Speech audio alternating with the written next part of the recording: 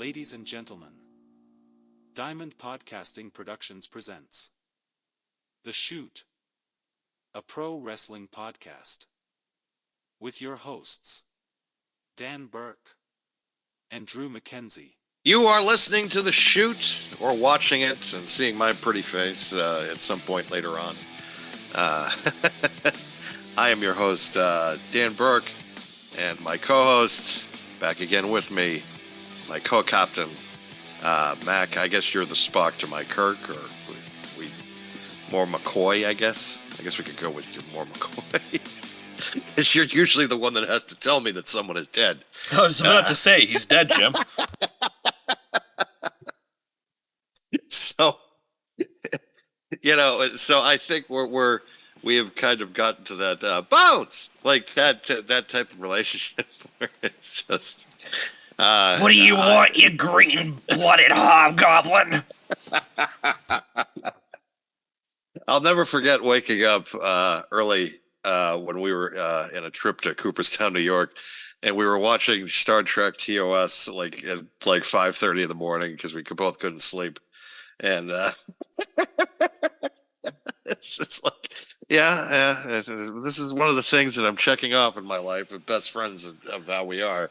Yeah, this is going to make the list, of course. I mean, listen, first of all, that was a great trip anyways.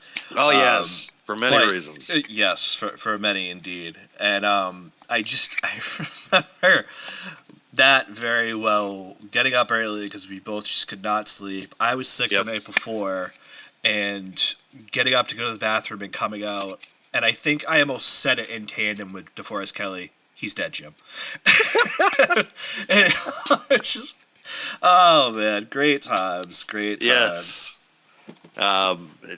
It's almost like I'd like to go back at some point, but then it's just like, well, Bonds and Clemens isn't in, so why? It's just gonna, because then I going to something like that now is just going to make me think about the people that aren't in more than it will the people that are in. As far as baseball is concerned, it's like the people that they have let in and they haven't let in is kind of a weird thing. And that's kind of like how I feel like Wrestlemania booking has kind of been lately. Good segue, as I say. I think that's a pretty good segue. All right, sure. Friday was already kind of a hard day for most of us just because of the Carl Weather news earlier. And then, of course, we get to SmackDown on Friday, and they really put us in a conundrum at the end of it because it's like Cody Rhodes and Roman Reigns are going to be in the ring together, because at the end of WrestleMania, the end of the Royal Rumble, that last shot was Cody Rhodes not pointing to the WrestleMania sign. Well, he did at one point, but then he started pointing at the skybox at Roman Reigns' direction. And pretty much he had made his choice at that point. And that was the direction we were going to be going in. It was going to be Roman Reigns and Cody Rhodes 2 at WrestleMania 40 in Philadelphia. And finally the story is going to be finished. But as fate would intervene, Cody Rhodes decides he is going to vacate his spot and hand it over to one Dwayne fucking Johnson, The Rock. I was going to say, so part of his coming back and joining the TKO board, I don't know if you remember this, but apparently that gives him the trademark of The Rock back. So yes. He is The Rock. Yes. I wonder if he's going to go the Ultimate Warrior route and actually name himself The Rock instead of just, actually going to, court and being like, so you're not Dwayne Johnson anymore. You're just The Rock. Okay. It's good for the brand, I guess. But it was such an incredible wave of how people were so pissed off about this so early. I have never heard this much, even when the whole Daniel Bryan situation happened in 2014 and the whole situation happened in 2015 with Roman Reigns winning the 2015 Royal Rumble. Those were instant reactions of people being pissed off. And they were pissed off because of the fact that they were not getting what they wanted. They were not ready for Roman Reigns in 2015. They didn't want that. And The Rock came out, and I remember almost endorsing him in Philadelphia, and The Rock got booed out of the building. And lo and behold now, 9 years later, the tables, so to speak, pun intended, have turned. Where now The Rock is going to be challenging, supposedly, his cousin. And this is what was led to believe to us on Friday, folks. So that was going to be. We should clarify now that we're recording this right after the WrestleMania presser on Thursday. Correct. So I want to clarify that now, just in case we upload this in a couple days and people talk and like you guys are misinformed or whatever. But we're recording this that Thursday, going into SmackDown on Friday, where there's probably going to be more going on. But it's this whole presser to me was just a wild freak show. You know, we talked about the Rumble, we talked about SmackDown, we talked about Raw. And obviously this was all set up for tonight. I think everybody knew that going in. You know, fans, press, everybody knew that going in. But I just... Friday especially, I almost like... I have to say, like, Friday especially, and I think you feel the same way, left a really sour taste in people's mouths. Oh, it was bad. Because of the fact that there have been a lot of rumors and a lot of innuendos that have been made in recent weeks because of what has been going on in the Vince McMahon investigation. Right. And kind of news that has come out with that. And there's going to be more fallout from that. And certain people are at risk of losing their jobs. And coinciding with all of this is the fact that The Rock, the same week that all this stuff broke, is named to the board of directors for TKO as a company. And apparently he is going to be earning a salary of $30 million a year. And because of that, and part of the bargaining chip was he was guaranteed WrestleMania this year. Part of it. And so now he gets his wish. And the reason why that I think the negativity has kind of hit at this point is because it's a year too late. It's 2 years late. We were talking about that in the pre-show. Yeah, this should have been done last year, 2 years ago. And when it happened in 2013, the argument could have been made. When he ended CM Punk's 434-day title reign, the argument can be made that it needed to happen because WWE was in a need of a boost ratings-wise.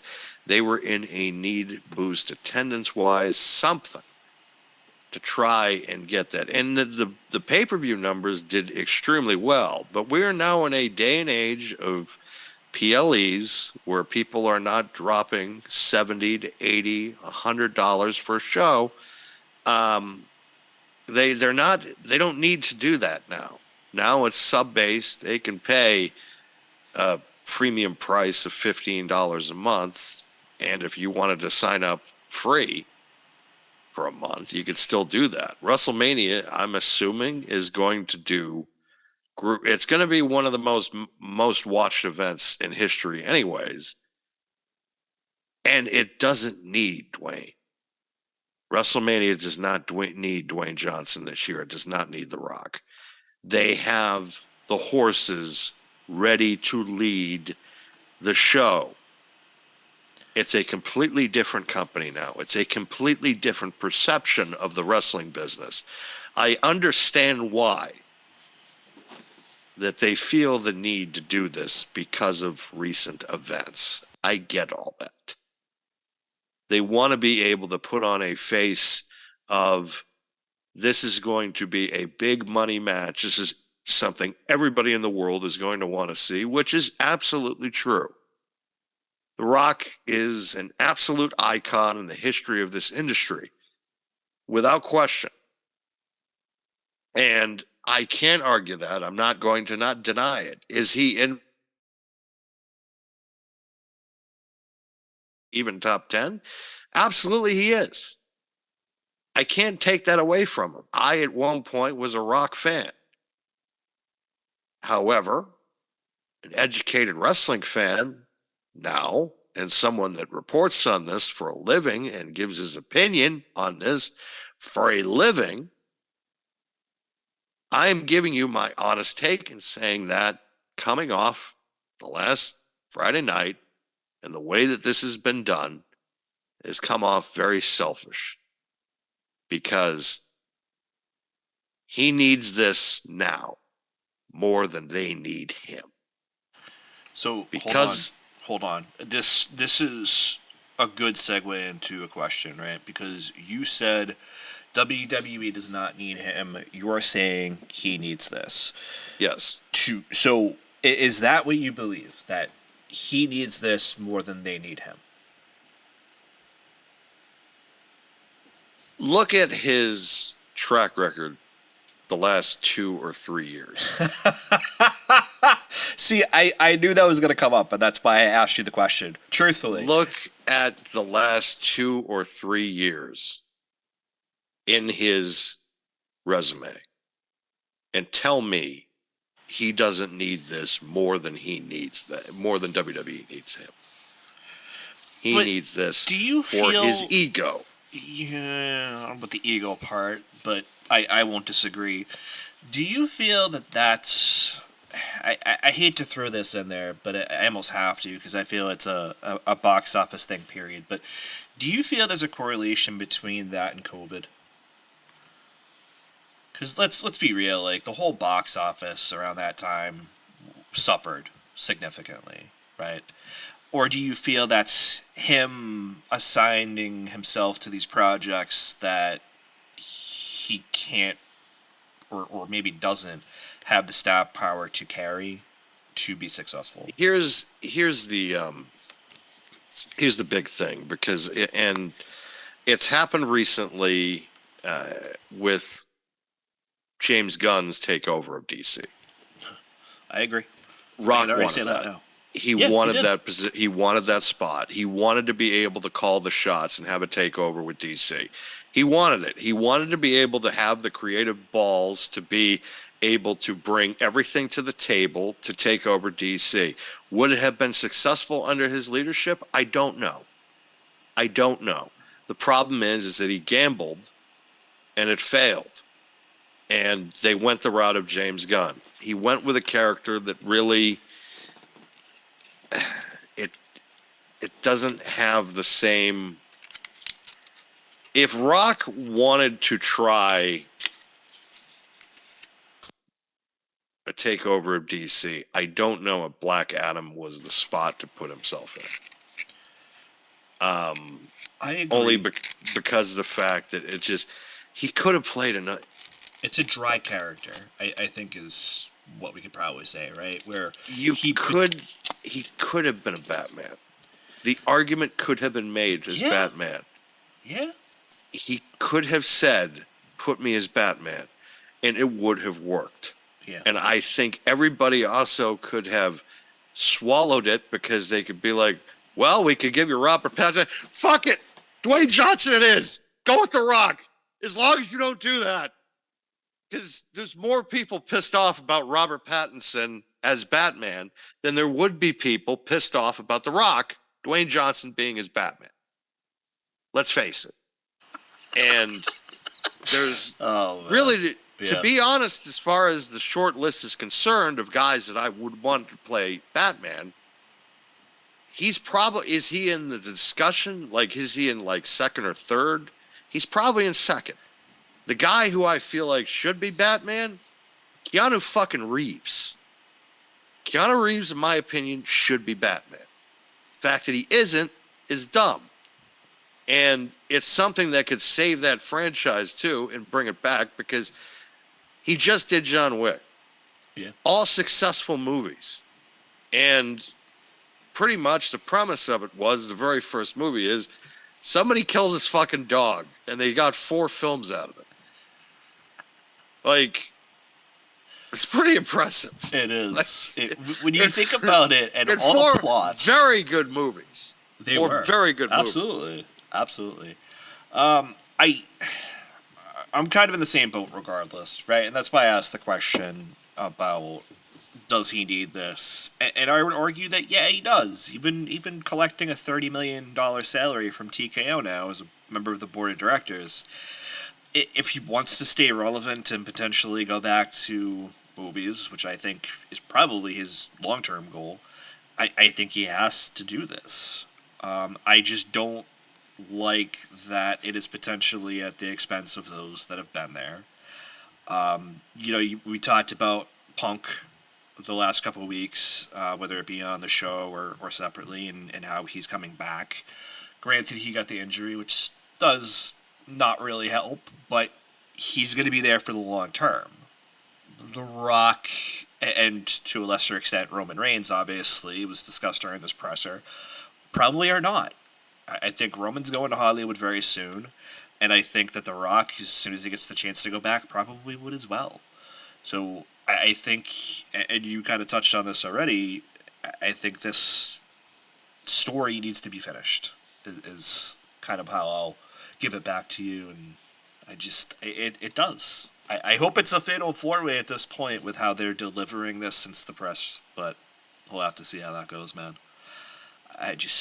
Last week, with the really sour taste on me on SmackDown, Raw didn't help. It's just, I can tell now that there was built up around this press release, but before that, it's just, oh my god. Going from "we want Cody," the top trending hashtag of the last couple of weeks or week and a few days, to "we hate Rocky" or "Rocky sucks" chants on Raw. It's been a week. It has really just been a week. It's the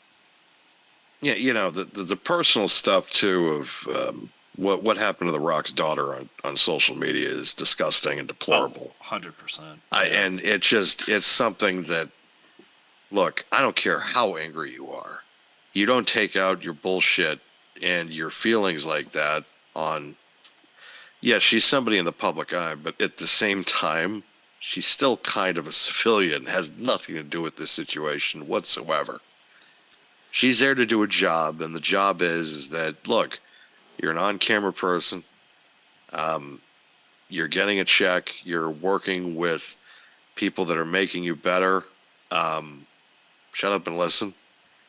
She does not have any real say in this situation whatsoever. So attacking her doesn't make any sense. I wouldn't even say, but it's just like a vested interest at all. Exactly. She doesn't care what's really happening. Yeah. I'm sure, she's over in NXT. Leave her alone. Yeah, it's like she's trying to make her own path, and it's just, I don't get these people that just, yes, this is something that I love and I enjoy, and I put a lot of time and effort into this and to my knowledge and news and all that stuff.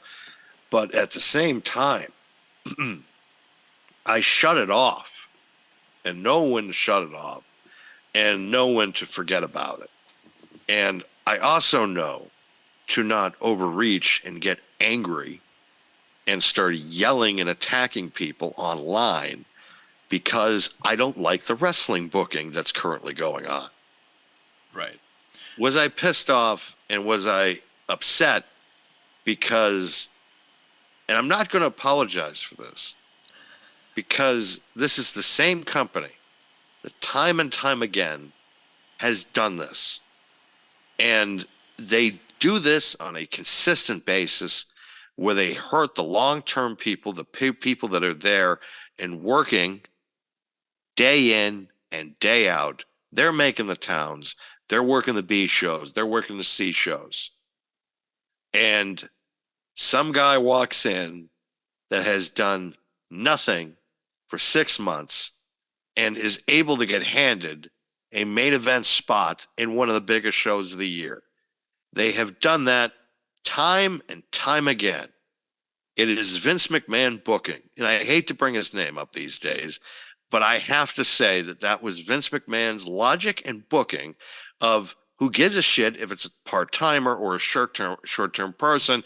Think about the fucking money and get the biggest goddamn rate you can get. And the problem with that is it is a short-term solution that you need to have long-term solutions for. Cody Rhodes is a long-term solution because he's going to be there for the next 5 to 10 years. Can you say that about Roman Reigns? You sure as hell know that you can't say that about Dwayne Johnson. I mean, listen, if you say that about Dwayne Johnson, the dude's going to be, what, like 62 in 10 years, if that was the case? But yes. I mean, it's funny you say it that way, given what you said prior. And I'm not trying to, like, combat you, but it's funny commentary, right? Because you said that 10, 15 years ago, they needed him to come back. They needed him to come in and do this. They don't need that now.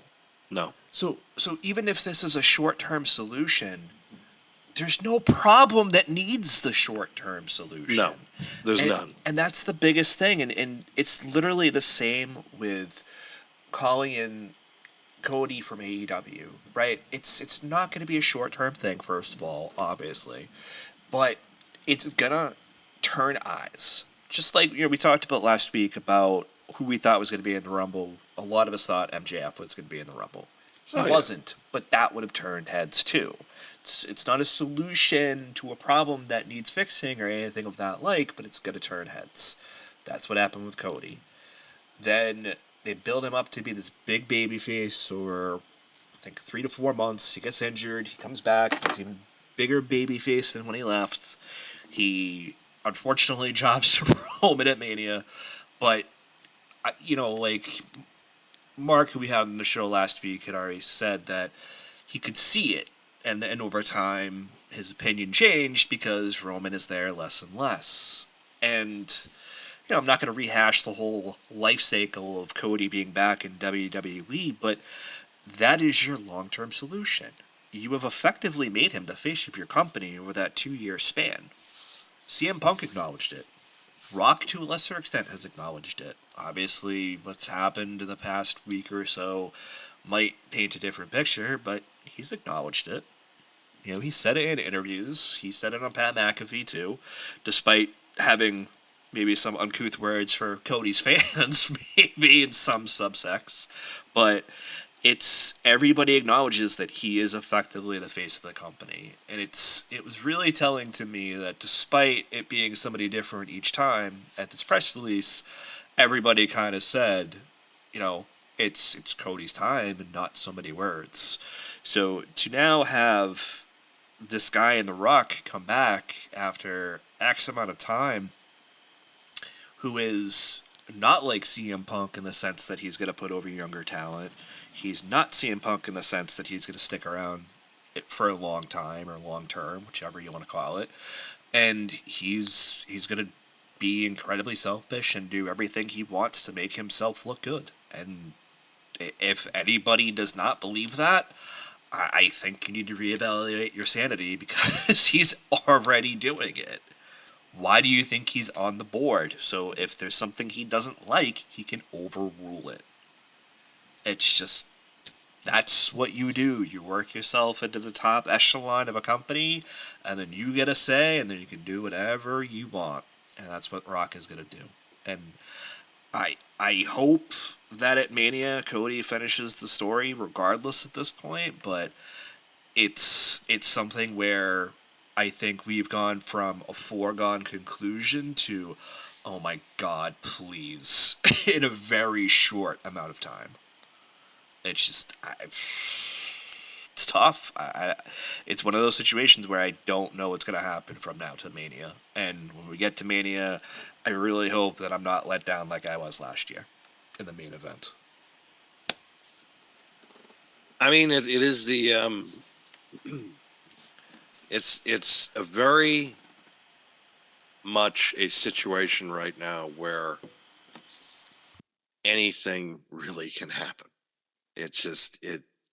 We all thought we had two main events locked post, like right after the Royal Rumble, like that night. We're just like, well, Seth can still face CM Punk, and CM Punk is now out till after WrestleMania, at least.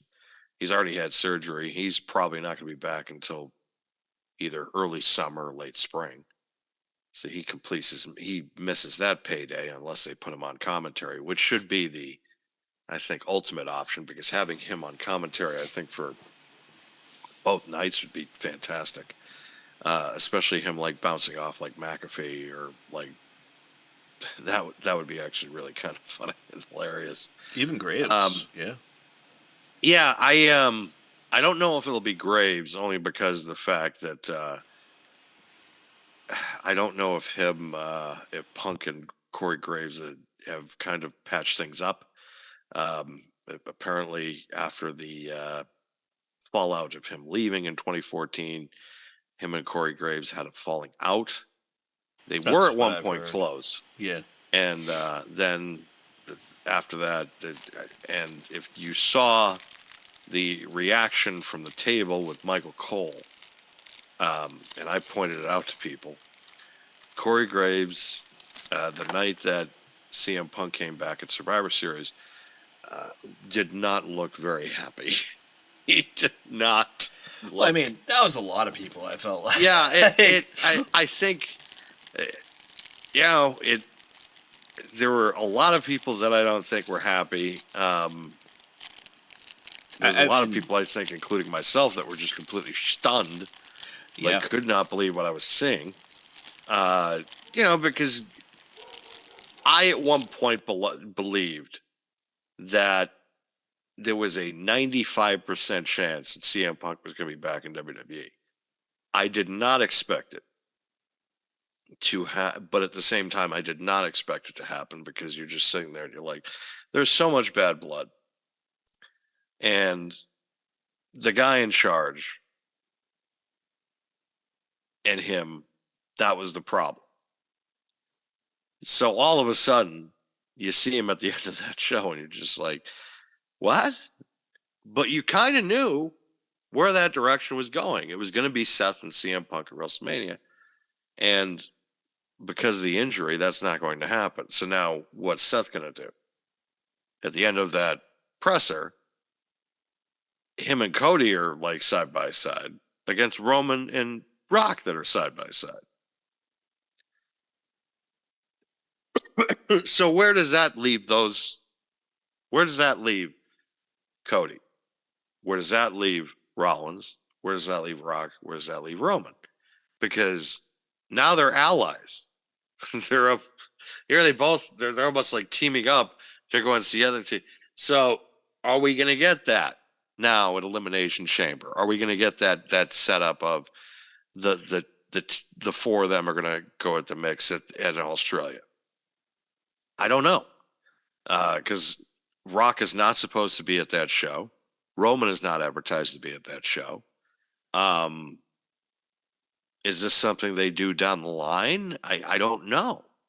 Like, everything now is like completely like where you're second guessing everything. You're like, fatal four way. The problem with a fatal four way is, and I said this before we recorded, I said, then you give the champion now an out if they're not pinned, unless it's an elimination match. But let's say Cody pins Seth or Cody pins Rock. Then Roman can say now, well, you didn't beat me, so technically I'm still the champion. At least in the sense of that you never pinned me as when I was champion. You may have won, but you never beat me. So he has an out. And I feel like with a title reign this long, the world champion needs to take a pin at some point. And that would backdoor him being able to say, well, you didn't beat me. And then all of a sudden, he can say the uncrowned world champion and say that there's now a storyline where you could do a third match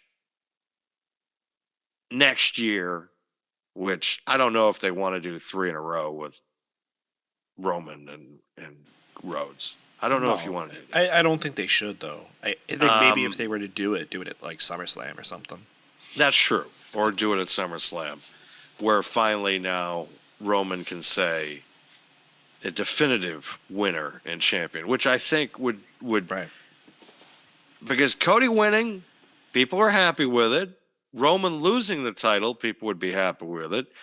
But he doesn't have to necessarily eat the pin or eat the submission.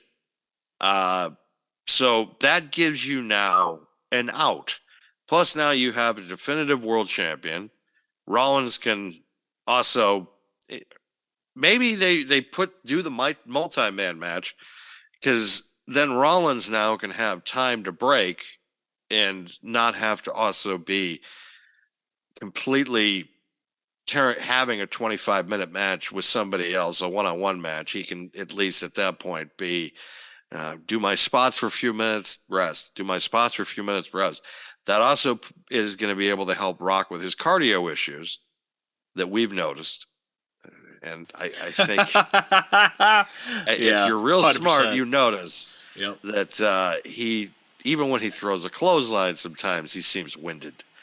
So you're wondering it looked like he slapped Cody Rhodes tonight, and he looked like he was winded for exactly. He's like flexing his arm afterwards. I'm like, what the hell happened? You tear your tricep?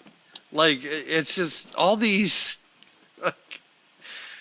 It was almost like he was trying to break the cast from the. You've seen that clip, I'm assuming. Yeah. Yeah. Yep. Daddy's got to go to work. It's like, oh, God damn it. Really? It reminds me, and listen, like, everybody on this show will find out soon my hatred for this person, but it reminded me of Goldberg when he wrestled Roman at Crown Jewel a couple of years ago. That he just looked awful. And granted, he was a little bit older than Rock is now. Rock looks like he's in great shape, but so did Goldberg. Yeah. And Goldberg was like a 15-minute match with Roman and got him with the guillotine, and that was it. And he did not look great. Like, let's be real. He was probably there in Saudi Arabia for a payday, and that's it. All the power to him, don't get me wrong. But, dude, like, it doesn't always work.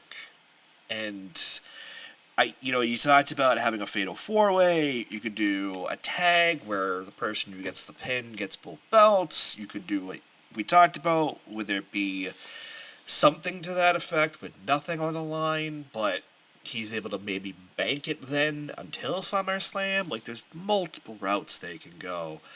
But I just feel that he has, like, wormed himself into the main event, kind of like we said, and it's one of those situations where I want him to just go away. Whoever thought we'd talk about The Rock like this, and all these other guys that have come and gone throughout the years. The Rock was one that, hate him or love him, you recognize that he had this just generational talent almost. And he was in a generation, with a lot of greats like Steve Austin, like Undertaker, like Kane, and so many others. And now it's like we're back in the 1990s where it's like he has go away heat again. It's wild. I think because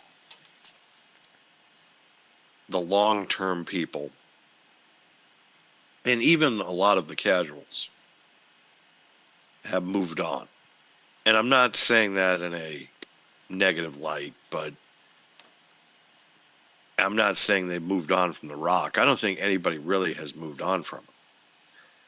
But I think that the style of the part-timer coming in and taking the spot from somebody that has worked really hard, and they see that, and they've invested in that guy.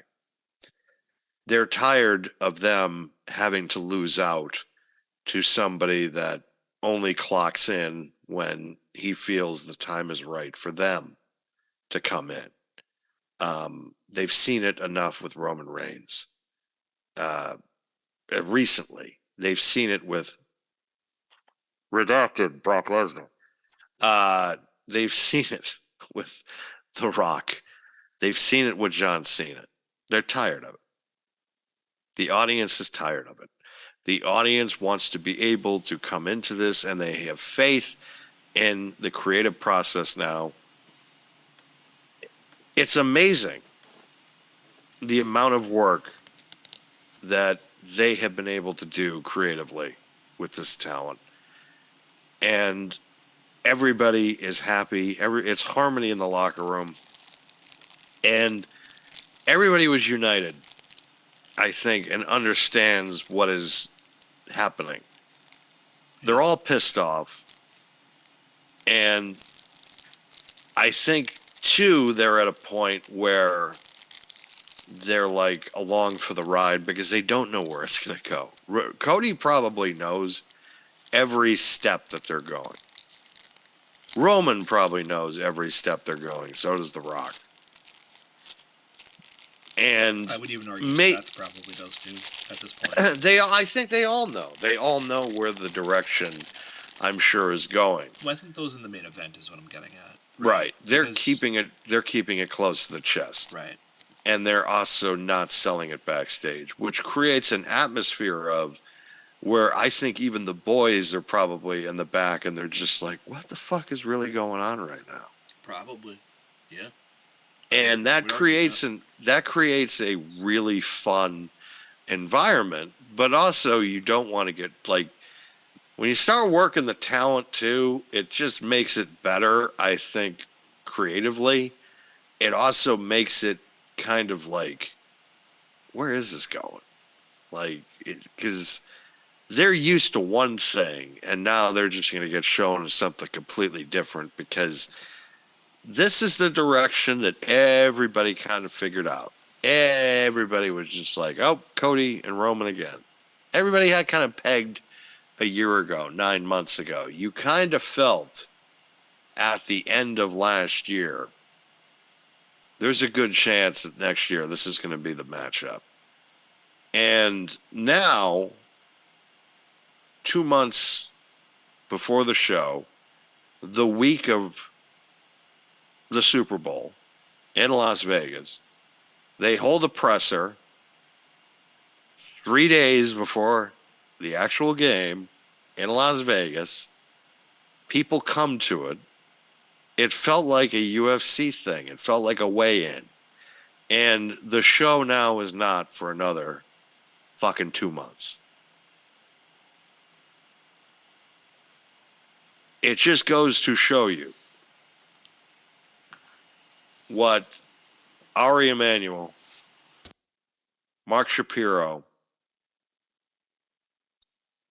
Nick Khan, and Triple H have all been able to do with this company since September. Nick Khan is also very good friends with The Rock. So that is going to be a very tight click, so to speak. No pun intended. That you're going to have to... Well played. Well that played.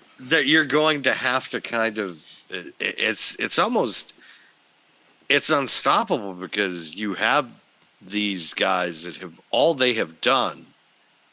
Nick Khan might be the most powerful executive in all of sports and entertainment right now, because he is securing money for this organization that rivals major sports leagues. You can argue that they're probably pulling in more revenue right now on their TV deals than the NHL. I would say it's a safe bet. And even if you don't count the TV deals, you still have all the merch, all the gate fees, everything else on top of that. All the live gates, because they're going to sell out Philadelphia both nights. Oh, 100%. 100%. That which is going to be in the 100 to 100, that's going to be over 125, over 130,000 combined both nights. And you have all those people going to be spending money on souvenirs. The amount of money that they're going to bring into the city of Philadelphia.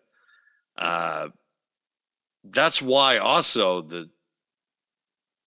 they're in a position where they don't have to pay for a venue. Like, there's a reason they don't go to Wembley. There's a reason for that. Oh, man. Because they're not going to spend $500,000 when they have these cities coming to them and saying, we'll give you this much money to come to our city for WrestleMania that weekend. Because that city knows that the amount of money that they're going to be making is going to be 5 or 6 times what they pay them. Yeah. It is a financial investment that benefits all parties, because they're going to play the same city 4 nights in a row, and they're going to have all these people spending money at restaurants, Yep, going to shops, going and using hotels, going to 7-Eleven or a Wawa to pick up a bottle of water or a bag of cheese, it's whatever. And these cities are just raking in the income, raking in the cash. It is an economic force, just like the way the NFL is doing the Super Bowl this year in Las Vegas. They're able to bring in all this revenue. It is a dream. It is a dream right now for all these. It's funny that all the bookies in Las Vegas right now would just be absolutely going crazy. But I mean, really, who uses a bookie anymore where you can just bet from your phone? Like, there was no way there was no way they could have done this with Ace Rothstein and Nicky Sorrentorum in the 1970s. They're just like, Joe Pesci walking around and just being like, "Are you fucking serious? Dude, you're gonna come into my town and think you're gonna bug?" I was just thinking about like Tony Soprano, Ralphie, and all of them too. Man. Ralph Cifaretto would have just been like, with his wig, he would have just walked in the door and been like, "You think you're gonna come into my town?" It's, I mean, even taking the gambling out of it for a second and going back to Wembley for just a quick second, I was thinking about this today too. It was so funny that you brought it up, because I'm sitting there and, we're 2 months out from WrestleMania. We have Perth coming up with Elimination Chamber. I think isn't it their first PLE in Australia, I'm not mistaken, too. I believe that's going to be maybe the no. second? I think it's their second one. They had Super Showdown, I think, in 2018. Okay, that's right. So I mean, listen, like second, still all time. But, like, they do that for the outreach, not because they're looking for somewhere that will actually sell out. Because, unfortunately, they don't sell out in the States or anything, so... Oh, we'll get to them. We'll get to them later. We'll mention their. Oh God. We'll mention what they announced last night.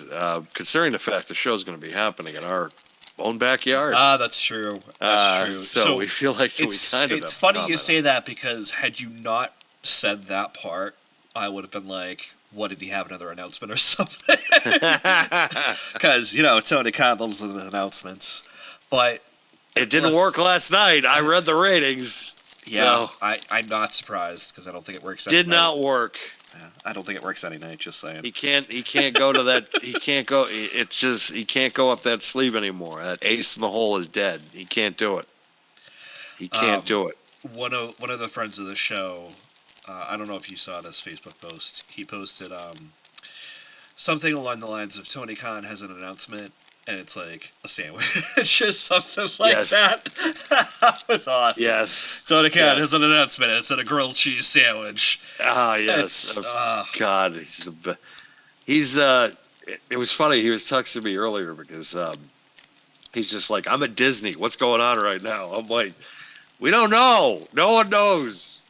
Like, go ride the Millennium Falcon again and tell me how great it is." Like, it's just when we get to the done moments, as it were, of wrestling, like this, had tonight not happened the way it happened, I would have argued this was one of them.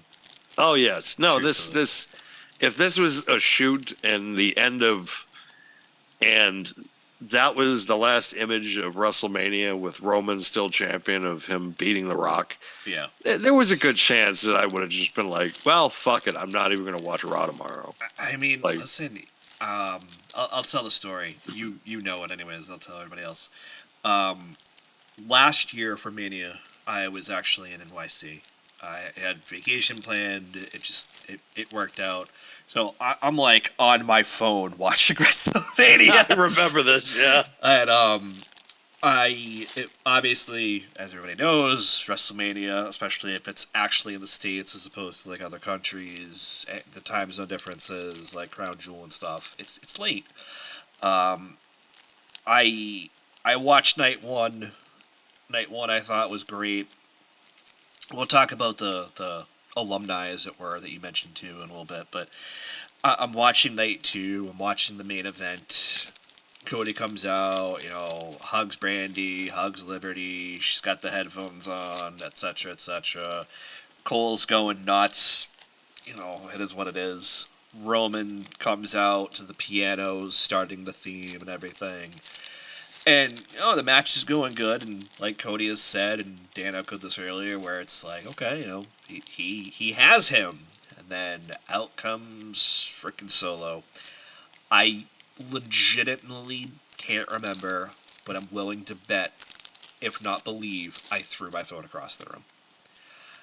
I was furious. Yeah. And I remember Dan and I, Mark, who we had on last week, we had a chat with another person who we used to podcast with, Eric, and Mark's going to this whole like, oh, I like it, this is how they should have booked it. And obviously, as I said earlier, Mark has changed his opinion since then, but I think I threw my phone across the room a second time when Mark started doing that. Oh yeah.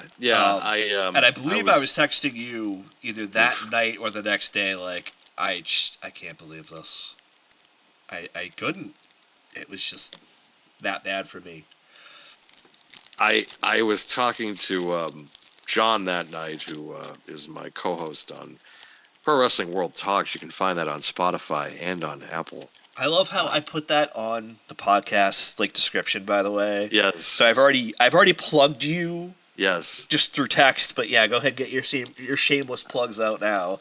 Well, shit-eating grin that you have on as you say it, by the way.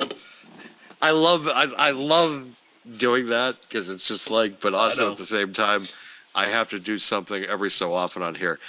You're listening to The Shoot here on Diamond Podcasting Productions. So what you're going to want to do is like and subscribe. Thanks for listening. I paid him $5 to say that. All right. Cash app that motherfucker. I got Venmo. Let's go.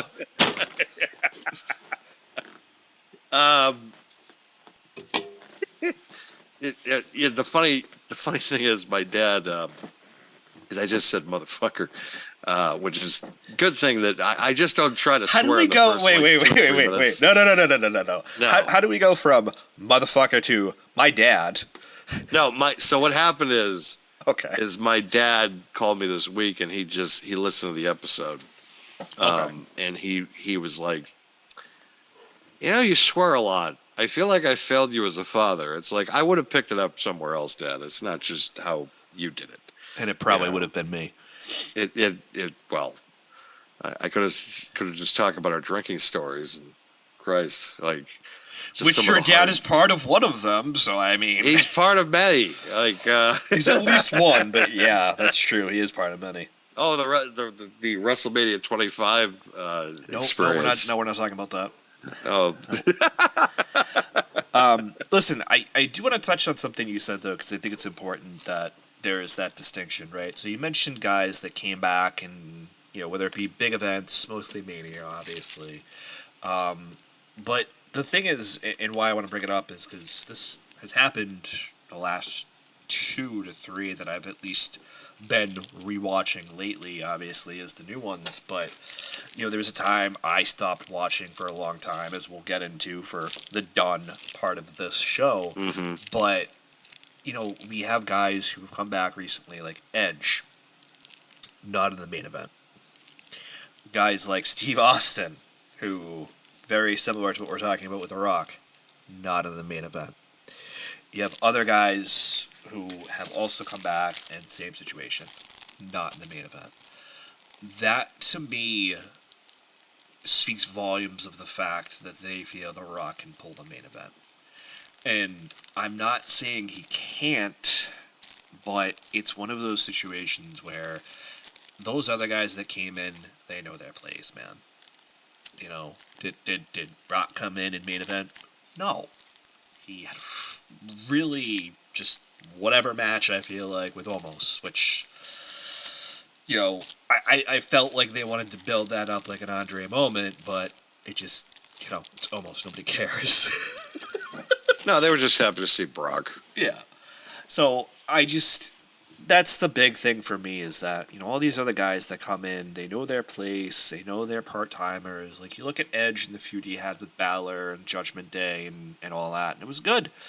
And the match had an ending, and thank God it did, because Balor needed, 17 staples? Like, Right. dude kept going, and props to Finn Balor on that, but it's just a situation where, again, we look at all these guys that have come back over the years, those ones that I just mentioned, others in the past that know they should be, in the mid-card, basically, right? They're still featured, they're still heavily important to the show, but they're not the main event. And it really should be guys that are there, have been there, and really do deserve it. And that's just not The Rock. The fact is that I could sit here and say that he hasn't earned this spot career-wise because, again, in the pre-show we were discussing and how Roman Reigns coming into WrestleMania, where his next match, he is going for the 1,000th win in his career. The Rock has not had 900 career matches in his whole career. Because his window was so short. I can't even remember the last time he was on a full-time schedule. Maybe 2001. Like, Rock? where he was full-time. Yeah, just about that. The roads and doing the house shows and stuff like that. Because by 2002, he was already in Hollywood full-time or part-time, full-time. 2003, same thing. After Backlash 2003, we didn't see him again until I think the next spring, They barely got him to do anything promotional wise for WrestleMania 20. He showed up at WrestleMania 20. You didn't see him for the last, and then the last time that I do remember seeing him is he did a couple of spots on Raw, I think in '04, during the summer with the whole Eugene thing. I think one other time on Raw in like 2005-ish or something like that. And then the next time that you saw him was at the Hall of Fame in 2008, where they inducted his dad and his grandfather. And then he didn't make another appearance for another 3 years when he came back in 2011. But again, that was a time where they really needed him. Same thing in 2012. Same thing in 2013. They needed him. They don't need him now. They don't. It's a position where they can just say, hey, look, if we were going to do it, it would have been last year. It would have been definitely 2 years ago. It would have been definitely last year. Do you think that they really wanted to do Brock versus Roman Reigns title for title to like unify the championships 2 years ago in Dallas? No. If they could have had Roman versus Brock, they would have done it. But everybody was in a different position 2 years ago. WWE was in a position where it was like, we really need this to happen now. Because they, coming into that WrestleMania, they were not in a real position of power. They were still kind of, AEW still had its stuff together then. Competition was really there. And some things happened that summer that completely changed everything for both companies, where a creative shift in WWE that I don't think AEW really took seriously of ever, or the possibility of it really ever happening, just happened overnight. And then their locker room pretty much imploded at the same time. So it was like two things that shifted everything.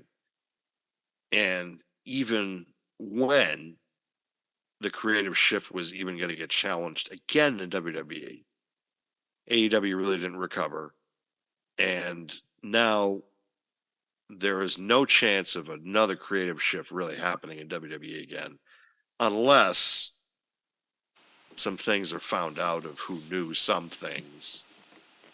And I don't think he did. We'll just clarify that now. Yeah, I don't think he did, but at the same time, they might, because of, it depends how much money it's going to cost. It depends how much perception is going to be out there, how much negative press is going to be out there, how much the press is going to be digging things up and asking questions. It is also a federal investigation happening right now. And unfortunately, Paul Triple H Levesque is the son-in-law to the embarrassed and ashamed, disgraced former chairman of World Wrestling Entertainment, Vincent Kennedy McMahon. And I'm trying to limit his name out there because I really, and I had a discussion with Stephanie this week about it, because she was like, why don't you want to talk about it yet? And I said, because I just don't want to go through the details of it. It's hard to talk about because it's just,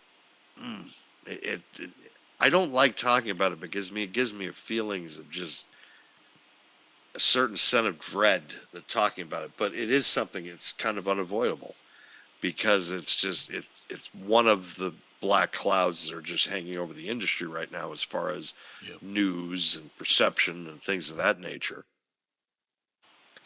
And even going to the Royal Rumble, I was still going into that show. You still had that uneasiness feeling because of what people had read over that week.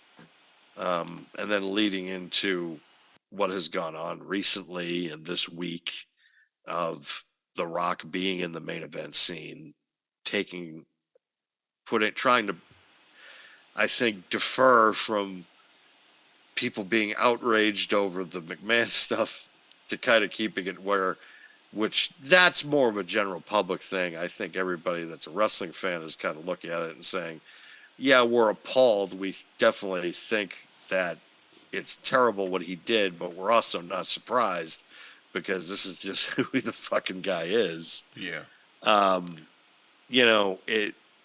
It's one of those deals where it's hard to talk about. It's something that I don't want to have to indulge about and go deep on, at least on this podcast. Maybe other ones down the line, but we don't know anything at the moment either. That's there's absolutely going to be what I was going to tell you, though. There's going to be stuff that's going to come out that's going to make and maybe having The Rock there is kind of like their way of trying to deter things. It's their way of people just forgetting about it because, hey, Rock's back. Especially the casual fans that, they're really not around during the fall. They're not around during the summer, maybe the late spring. Maybe they dip out in May. Yeah. They're here in January, February, March, and the first 2 weeks of April. Yep. And then they go back in hibernation again, which is fine. I say all the casual wrestling fans, it's just like, I'll see you at Mania season. No big deal.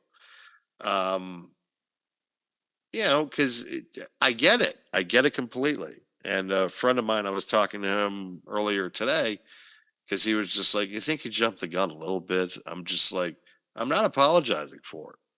I said, because what this he's like, yeah, I know. He's like, you know how this company is, where it's like, it's the old bait and switch model.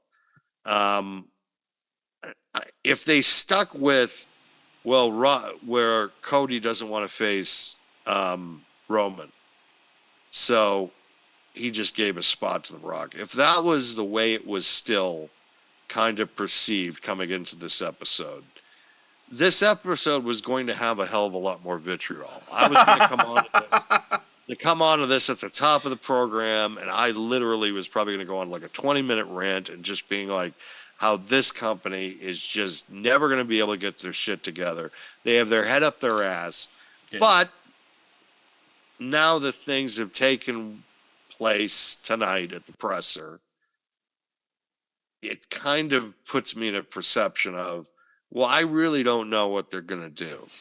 And I'm okay with that because I'm impatient with it, but I'm also got to be more patient in the sense of that, okay, they're just trying to stretch it out. I know what they're doing. So, hold on. Before we go to that, let's first address the Vince McMahon thing just really quickly. We don't know anything. That's the best way to leave it right now. I know at some point there's going to be trials, and we will probably have to talk about it. But for he's just going to pay him off. Or that, but I don't even see that happening at this point. But, listen, at some point we'll have to talk about it. I don't think that's right now. We don't know enough. We don't know everything. We mentioned Triple H. That's speculation. We have no idea what's happening. The fact that Rock is bringing in his own writer is not really a good sign, but it's also not a bad sign either. It could be somewhat indifferent. I guess we'll leave it there. The big thing, though, with this Cody Rhodes thing, and this is really the question I have for you, and after I think we could probably move on from it, but do you feel at this point in time, given what happened Friday and Monday and today for the presser, do you feel that they have looked into this backlash from the fans, whether it be on social media, the thing with Rock's daughter? Do you feel that's there to the point where they're like, hey, maybe we should amend our plans a little bit and include Cody in the main event in some capacity? Do you think this was always the plan? Like how do you feel about this? I think it's a little of both. I think that they're they don't want another Daniel Bryan situation where it kind of that forced their hand.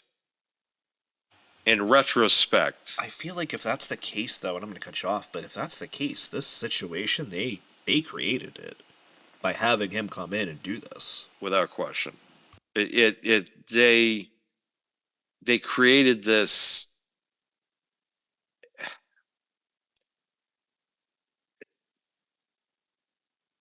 The way that they did it Friday was terrible. It was bad. Oh, 100%. Like, it was not there. There had to have been a discussion or something where over the weekend where it was just like, yeah, that didn't make any fucking sense whatsoever. Like, Well, and either that or the people are pissed. yeah, like, one or the just, other. They had to have said, okay, we need to really fix this fast because this is going to get out of hand and it's going to get out of hand fast. And they didn't want another Daniel Bryan situation that happened in 2014. They didn't want to have another situation happen in 2015. And because there have just been a lot of bad stuff that has come out of where everybody's feeling happy. Everybody's just like, everybody's in unison about everything that's going on. And then they do something where it's just like, are you fucking kidding me?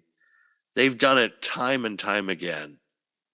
And I think they have to be able to not make people wait and not waste people's times, because we're in an era now where people can lose or drop habits quickly. Like with TikTok and all this stuff out there, everybody's algorithm. It's like people lose interest now faster. You're watching Raw, you're watching SmackDown, but you could have your phone and really not watching. It's just on in the background and really not paying attention to what's happening. And you have to fight for that consumer interest. You have to fight for that consumer minute to minute now, more than any time in human history. And I think that they realize now we can't fuck around with people's time. We have to kind of do this in a manner that's fast enough for them to keep watching, because nothing really got settled tonight. The only thing that people know is that Cody still wants to fight Roman Reigns at the main event at WrestleMania. Now, how do we get there? Yep. And is Rock going to be involved? Is Seth going to be involved? Who are the players? How is this going to work? So, I mean, are they going to do two separate Are they going to do two separate matches where it's Seth versus Rock, or I don't know. Like, I don't know how they're going to pull this off. I don't know how they're going to make sense of all of this. Maybe it's two matches, two night. It's one night. It's Roman and Rock. It's going to be Roman and Rock one night with Seth versus Cody, and then the winner of the Seth versus Cody match faces the winner of the Roman and Rock match. That makes sense. Yep. Then you have all four guys being able to be, and now you have one champion now setting up for Sunday night, the main event. Yep. Yeah, it's another unification match, but now you have an out, because then you can drop the Universal Championship and then you can drop the World Heavyweight Championship now and just make it the WWE Championship. That lineage can continue. Yep. And now it can have Cody Rhodes at the end of it. Now, every little bow and package has been tied up. You don't have to have two separate champions on two separate brands. You can have one champion for two separate brands. I don't know. I don't know how that. To me, also, I don't know if they're going to go that direction where they're going to have the champion work two shows. They could do that now, because Cody's going to want to work. Cody had the most matches in WWE last year. So he's working the house shows. Yep. He loves it. He wants to be the center of the company. He's, without question, in my opinion, he's a unifying babyface, which is because the marks like him and the general public like him. That's a rarity. Yeah, we haven't had that in a long time. Very long time. And I'm sure one of the guys that was the top guy is going to be mentioned quite a bit in our next segment. Touche. Quite a bit. Listen, so why don't we jump to that? Again, the news of the evening or morning or day, or whatever you're watching this, depending when you watch it, is that Cody Rhodes has made his choice for the main event at WrestleMania and has chosen Roman Reigns. Rock is maybe in the mix. Seth Rollins is maybe in the mix. We'll have to see how that plays out in the next couple of weeks to couple of months. But our segue into our moments that we questioned whether we wanted to be wrestling fans, or as I like to call it, from Peter Griffin, done! Done! So, this was Dan's segment. It was his choice. I'm just going to point out that it was Dan's call out for the guy to the right of Dan, Jinder Mahal. So I'll let you start there and go from wherever the hell you want to wherever you want. Well, people are going to get pissed off now because I'm hindering Jinder. Hinder the Jinder. Oh, Christ. This was... 2017 was a really dark time. Brock Lesnar was the Universal Champion, and so he wasn't going to be defending the title every month because he's Brock Lesnar, which made sense. He still, I feel like, defended the title more that year than Roman has in the last two, but that's neither here nor there. WWE really wanted to capture itself in the India market, and they decided they were going to make a Indian descent world champion with a guy actually who was born in Canada named Jinder Mahal, who was a career jobber. And never was taken seriously before or since winning the WWE Championship. The most decorated championship in the history of professional wrestling. Jinder Mahal won it. Dusty Rhodes never won it. Ted DiBiase never won it. Andre the Giant didn't win the championship, didn't hold it for more than 2 minutes. You think about all these guys, all these great talents that walked through the door that never was WWE champion, but Jinder Mahal was. I'm going to play the role of John right now and say Owen Hart never won it either. That's true, he didn't.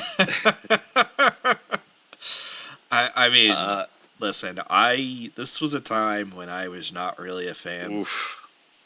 And I'm thankful. All the stories you tell me about this time period from, for me, I missed Summer of Punk. I'm going to go back and rewatch it at some point because I've heard very good things. I missed a lot.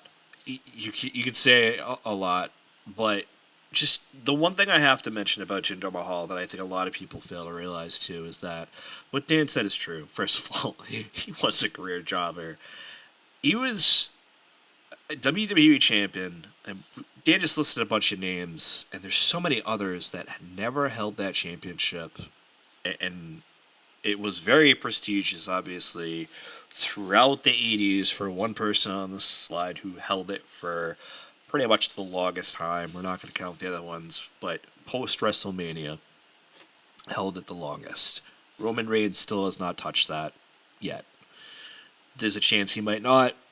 We'll have to fucking see. But he's on that top 5 list. But really, what people need to remember is that Jinder Mahal became a manager in NXT. Mm-hmm. And Yes. now he's like, quote unquote, back challenging the World Heavyweight Champion Seth Rollins, which makes no sense. And I cannot understate that enough. Like, the guy went from being a jobber to WWE champion to being a manager in your quote unquote third developmental brand. Some champion. Like, and you wonder why I was questioning WrestleMania booking.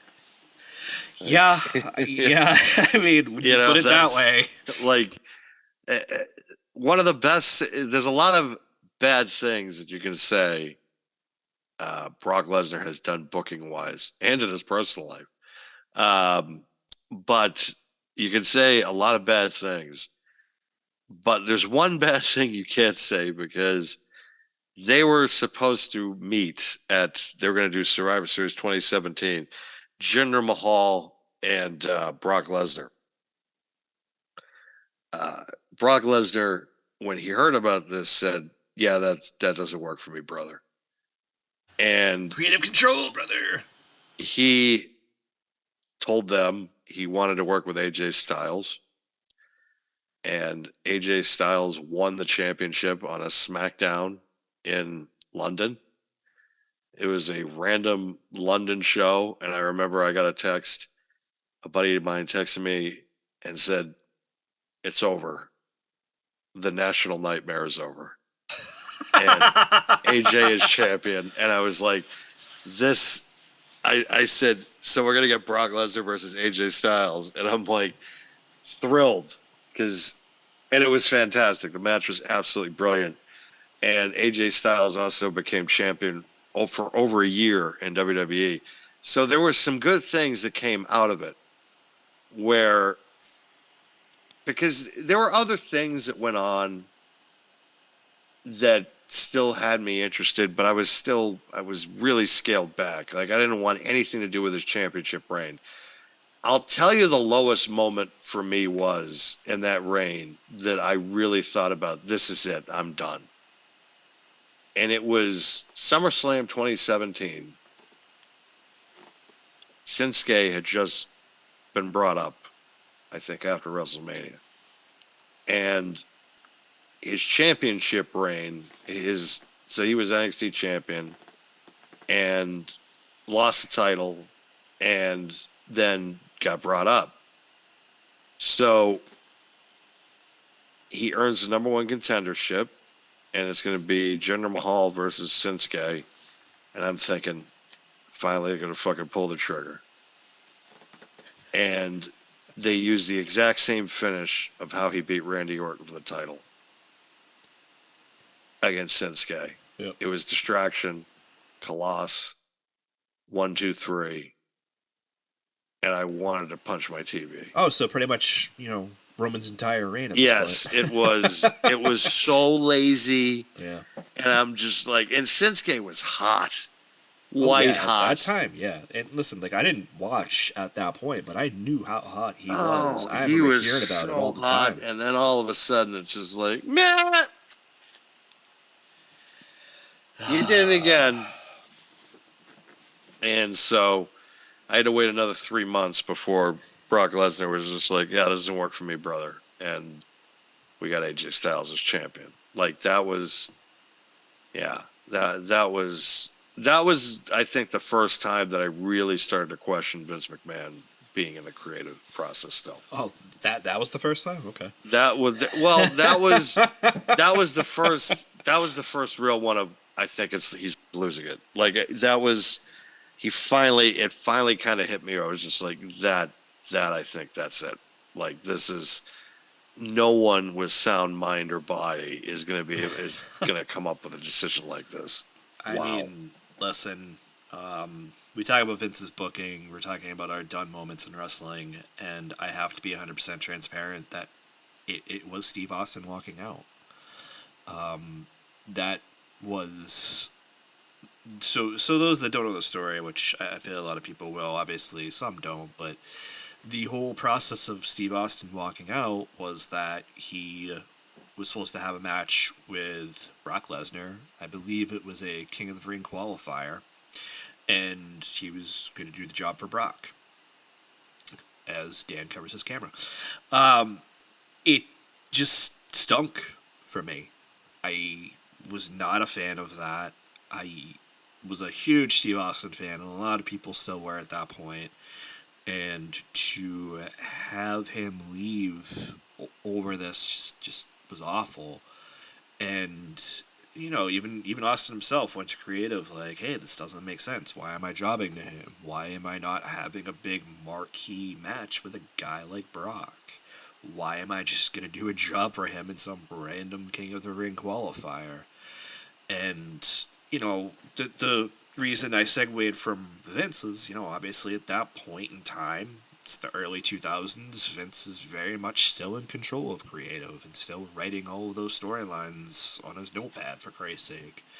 So for me, that was one of those moments where I was like, if you're going to let one of your biggest attractions just walk over something like this, there's something wrong. Which is why I asked the question of, took you till 2017 to figure out that maybe his booking was bad, or maybe he didn't make great decisions. There were trust me, there were a lot of other times, especially that era, because the year before was the whole Invasion debacle. Yeah, there were a couple of years there we just got dealt with just absolute trash, and such a terrible follow-up to the years before. Monday Night War was like the high point, and then like 2001, 2002, there were moments where you're just like, oh, jeez. Like, that was the best we could come up with. You have everybody you can have for a roster right now. It's like everything should be rolling. Why are these decisions being made? Especially Austin walking out. I mean, yeah. Austin's body, too, was telling him that,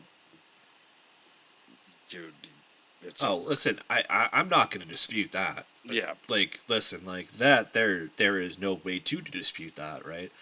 But at the same token, like, he had a point, right? And regardless 100%. of whether or not he could have 100%. gone, I think he still could have. Like, he was still around. He came back. It's just not really in that wrestling capacity, which is fine. Like, a lot of them have done that in the past. And some, we mentioned Edge earlier in the previous segment, and Edge had a really bad back injury to the point where if he took a bump, he might be messed up. And, if anybody had watched last year, he basically found out he could wrestle again by falling off a bike while biking with Sheamus, of all things. But at the same token, with Austin, you're not wrong. Like his back, his neck, they were all sorts of messed up. And to the point where I don't know if he could have performed at the level that we would have liked, or that especially Austin himself would have liked. But again, he had a point in that moment where you have a guy who's up and coming, and I think was already champion at that point, or a former champion at that point in Brock Lesnar, where you have a match like that. It's like Cody and Roman, right? Where that's going to be a huge match. You save that for a PLE. You don't have it on a random, Tuesday at that point when they were shooting SmackDown when it wasn't live or anything. It's just... No, it was a Raw. It was live. Was it Raw? Okay. Yeah. But, either way, that's not a TV match. It was a King of the Ring qualifier. All right. Yeah, I got that. That was part. unadvertised. Yep.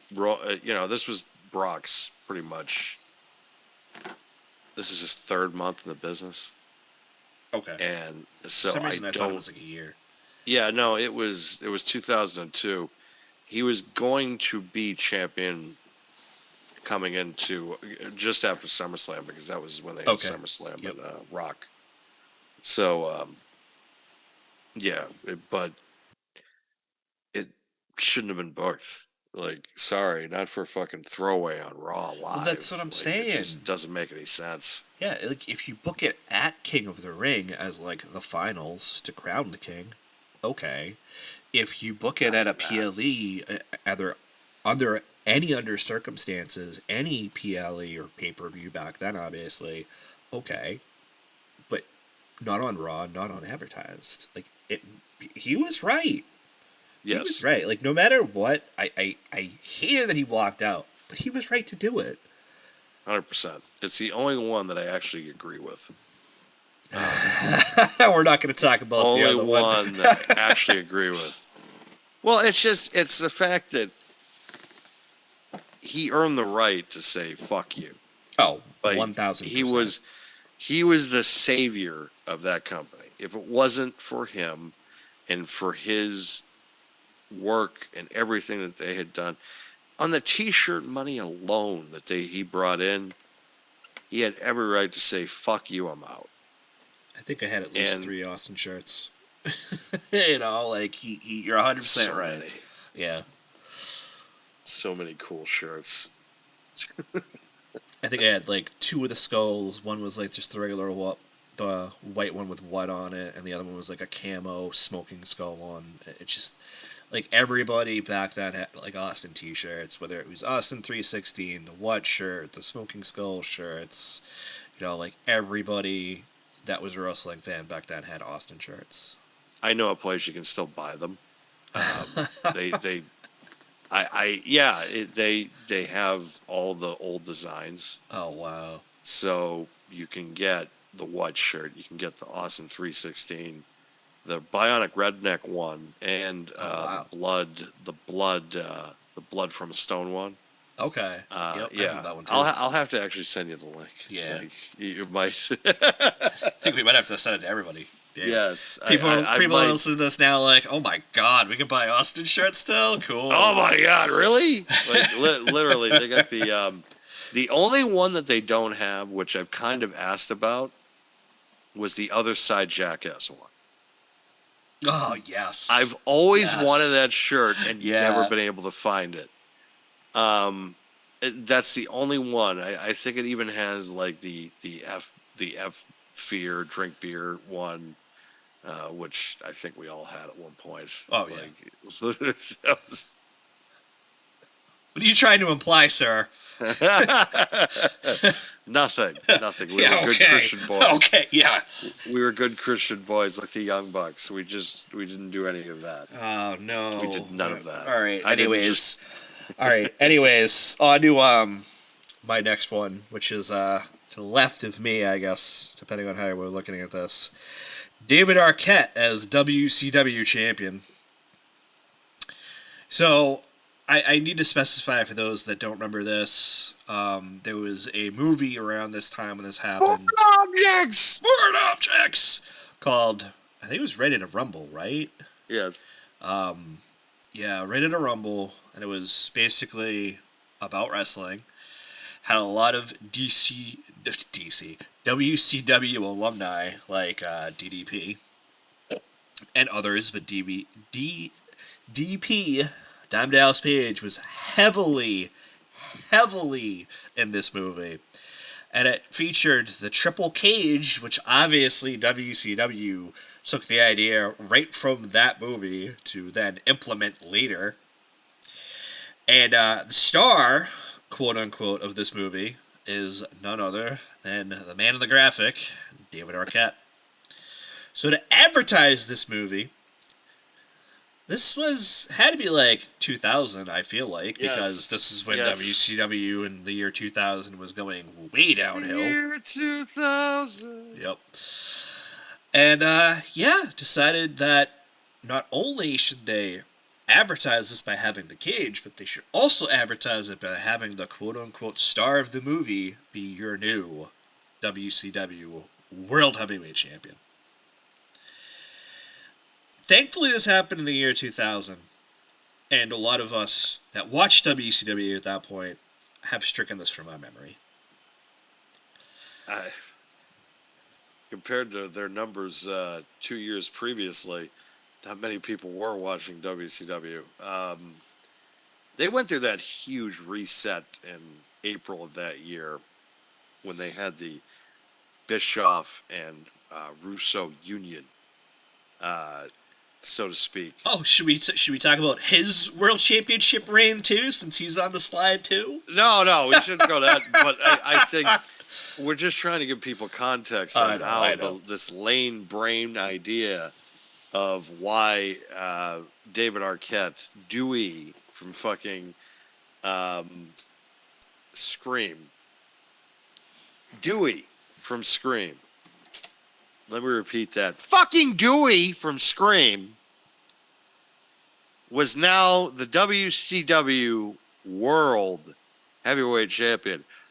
I actually had to show my lovely fiance Stephanie a video of WCW 2000 because she had mentioned David Arquette. And I said, "Yeah, former WCW World Champion David Arquette." She's like, "What?" And I said, "Yeah, honey, this really happened." So I showed her an entire video of what happened with WCW and the World Heavyweight Championship in the year 2000, and she's like, "This is the biggest clusterfuck I have ever seen in the history of entertainment." Was it the Triple Cage too?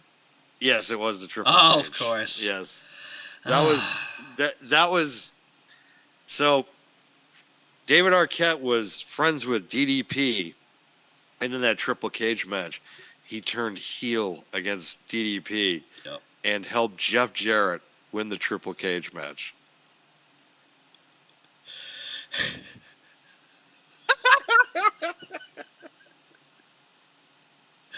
It's, I forgot that Jarrett won that because even though he's not on the slide, I was going to say, and how about Jeff Jarrett's World Heavyweight Championship reigns in WCW and TNA? So, not only did this happen at the show, because now I get brought up, it brings up another memory that happened. So, this event took place in May of 2000. It was in the Kemper Arena in Kansas City. The same place where a year earlier, the audience was watching Over the Edge 1999 and witnessed the terrible, tragic death of Owen Hart. Yeah. And his fall from the ceiling with the broken harness. We all know the story. Yeah. So that show, to show what great taste that WCW had, they had Canyon get thrown off the top of this Triple Cage by Mike Awesome and land on the ramp.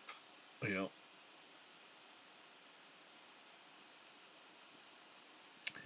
They were not playing with a full deck that year. No. Whatsoever. Because, and the funny part is that Russo was in WCW, it was in WWE the night that happened. Right. And there were reports that he was the one that came up with the idea for him to make the entrance, which led to what happening. Yeah. And then that night, here's Canyon getting thrown. Who's better than Canyon? Everyone. Yeah. So just for reference, when Canyon used to shout that, that's what Dan and I and others would typically say when we were watching. Supposed to be no one, but Canyon was basically a jobber at this point, so everyone.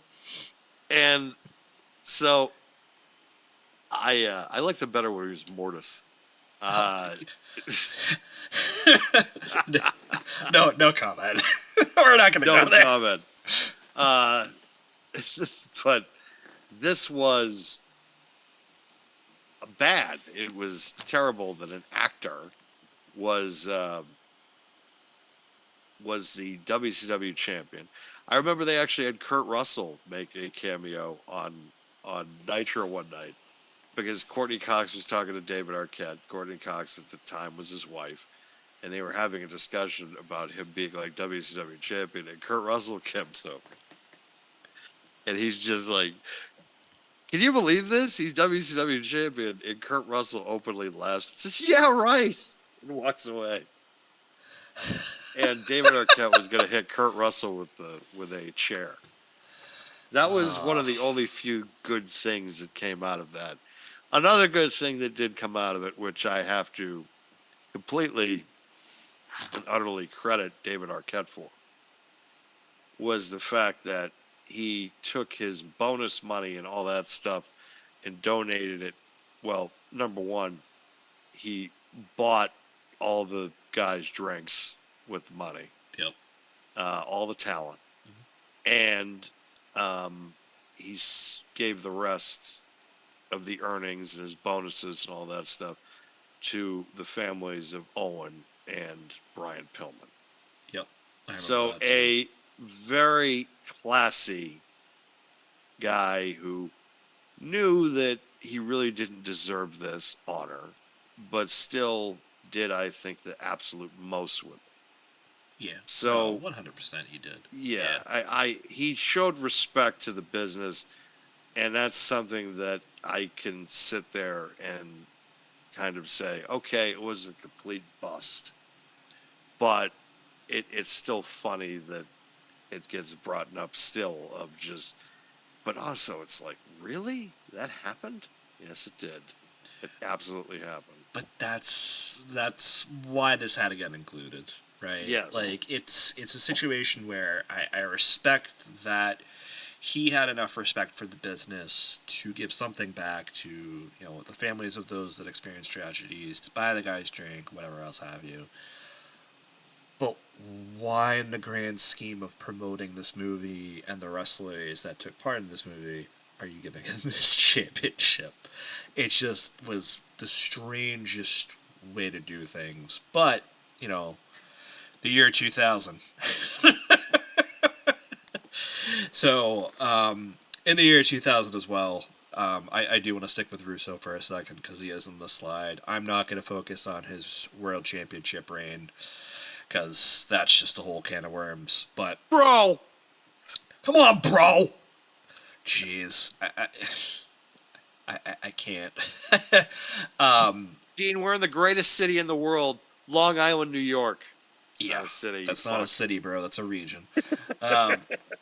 It's the reason I want to talk about Russo is, like I said, it's not his reign. It's how all of that went down in that year, and I should have maybe clarified downhill, but you know, the fighting with Bischoff, the slump in the ratings, obviously, the stuff that wasn't working, you know, him trying to force Booker T to be champion, the whole legality issue with Hulk Hogan, which I think, you know, was rather stupid, but I kind of get it.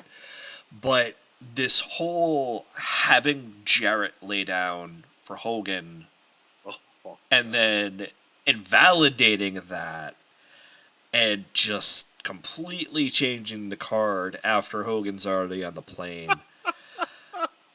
It just made no sense. And then, again, the year 2000, par for the course for WCW to not make sense.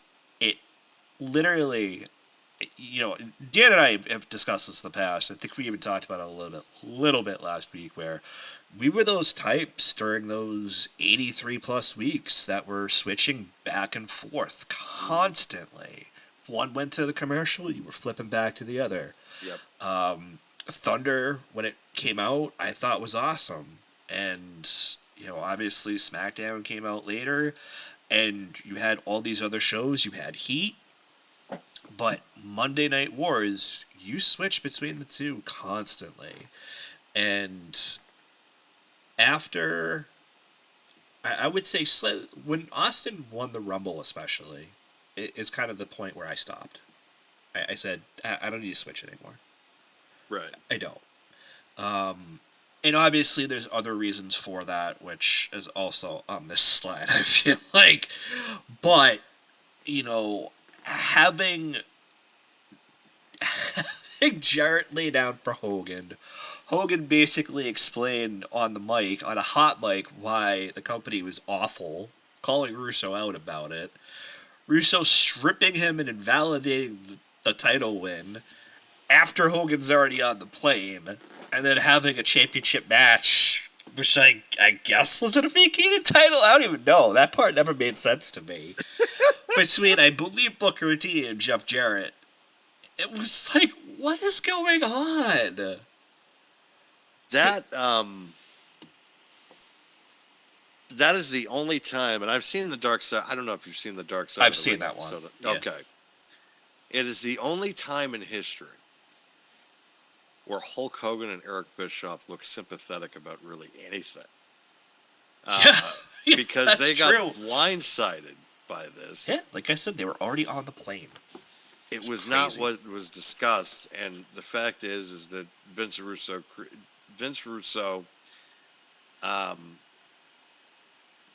breached contracts with Hulk Hogan. He breached the contract because Hulk Hogan had it written in his contract that he had full creative control, absolute full creative control. So that means that your company is liable if you go against what he wants to do. And that was written in writing. It was written with lawyers. It ended up that company costing them down the line because Russo went into business for himself. Yep. All because of the fact that he didn't like Hulk Hogan. He never liked Hulk Hogan. He had the pre-deposition. He wanted to get rid of he wanted young guys. He thought that Hogan was past his prime. Even though 2 years later, he sells out the fucking Sky Dome. He wanted Booker T. Yes. If you remember that episode, he was trying to sell everybody on Booker T. Which I don't disagree with. Oh, me either. Especially at that point. I do not disagree with at all. It's just the fact that you breached the contract. Yep. You fucked up, and you have to admit that you did that. The fact is that, you didn't make that contract, but WCW did. You worked for WCW, and that's the thing, is that he did not care. He thought he was above everybody, including Hogan, including Bischoff, even though at that point he was supposed to be running the show with Bischoff. And there's the commentary on that Dark Side of the Ring episode, if anybody wants to watch it, where he basically says, I don't know who was running it. Meanwhile, Bischoff is like, I was running it. I had final say. Exactly. So I don't think we'll ever know the true story of who said what, who controlled what, but at the same token, it literally was just run into the ground by poor management like that. And regardless of whether or not he went into business for himself, which, newsflash, he absolutely did. Absolutely. It's one of those situations where, like Dan said, he had that predisposition against Hogan already. He was going to do whatever he could to drive what he thought really should be the main line for WCW, and going with a younger guy like Booker T, who at that point, he was hot. But you don't screw over your premier talent. And shockingly enough, again, WCW was already going down the drain, in my opinion, and didn't take much long after that for it to finally go all the way down. Everybody always romanticizes WCW. They always talk about, things were so much better when WCW was around. Here's a fact that people forget. WCW was probably a real competitor / the number one wrestling promotion in the world. So they were either a close competitor or they were ranked number one for a period of about 2 years out of their entire history. After 98, they really didn't compete. Before 96, summer of 96, they were a distant number 2. As much as people sit there and they're like, well, no. Even though they were owned by Turner, even though they had all the lineage from Jim Crockett from the 70s and 80s, beyond that, they were still a poorly managed entity by Turner. Yep. Not Ted himself, but the people that he put in charge. The one guy who got it going, and the one guy that was able to make that a competitor / the number 1 wrestling company in the world was Eric Bischoff. 100%. The second they took Bischoff out of that zone and cut his balls off, that's when the company at that point was in a downspin that they couldn't have got out of. It was... They wanted that company to fail. They did. They wanted to sell. And everybody knew it. Bischoff knew it. Absolutely. And because the whole thing is, and anybody who's heard of the 83-week podcast with Eric Bischoff knows this, is because they were on top for a total of 83 weeks. They were first in the ratings. And then when they started to flounder, a lot of that blame got put on Eric Bischoff. Because, the ratings are poor, it's Bischoff's fault, because he's the one running the show. Meanwhile, it's really because WWF, now WWE, got red hot. Because they put the belt on a guy that was red hot. Mm-hmm. And, listen, the other thing we're going to talk about, obviously, is the finger poke of doom, but you had such a great storyline with the NWO. That's why you were able to stay on top. That's why you put the belt on these guys and built factions around them and built other factions, whether it be opposing factions, which a little bit, but more so like these, and we've talked about this, where they had the satellite factions almost. They had the NWO Wolfpack. They had NWO, other NWOs. I don't remember them all at this point. They added, half the roster. And Eric Bischoff also knew how to market this, because it wasn't just WCW anymore. It was WCW and NWO Presents. It was no longer just one quote-unquote entity. Obviously, kayfabe is a thing, but still. It's a situation where Eric Bischoff is a TV guy, he's running the show very well, and he also knew how to market the show, and that was the biggest thing. But WWE, WWF at the time came in, they took risks, and they paid off. Bringing a freaking tank to the stadium where WCW was supposed to be that night, quote-unquote, having a guy like Steve Austin be your champion. That was a tide turner. Yeah, it really was. All of it was, though. But, and again, that's why having those opposing factions also was important for WWE. They had a faction that really pushed that envelope. And I'm sorry, but that promo about the USA letter, it still makes me laugh. It still makes me laugh. Watch your fucking mouth. Oh, fuck me. Fuck me. God damn it. From the hours of 9 to 10, there will be less penis references. I mean, it was so good. And Vince also had that mind to market things. But when they took the reins away, like you said, from Eric more and more, because they were suffering more and more in the ratings, they didn't really seem to think, hey, maybe this is because we have too much talent with creative control, brother, and, not, hey, this is all Eric Bischoff's fault, because it wasn't. Eric had what he had, and he had good talent for a long time, but he held up Hulk Hogan way too much into that spotlight, into the sun, and they got burned. And listen, nothing against Hogan. Hogan gets burned. We can sit here and say that Hogan that Hogan kind of picked and pillaged what he wanted to. But you know what? To be fair, he put over Goldberg at the Georgia Dome Yeah. fucking squeaky goddamn clean. And he also gave him like 3 or 4 leg drops, kicked out, and then he beat him clean. Like where you can't. And that was all his idea.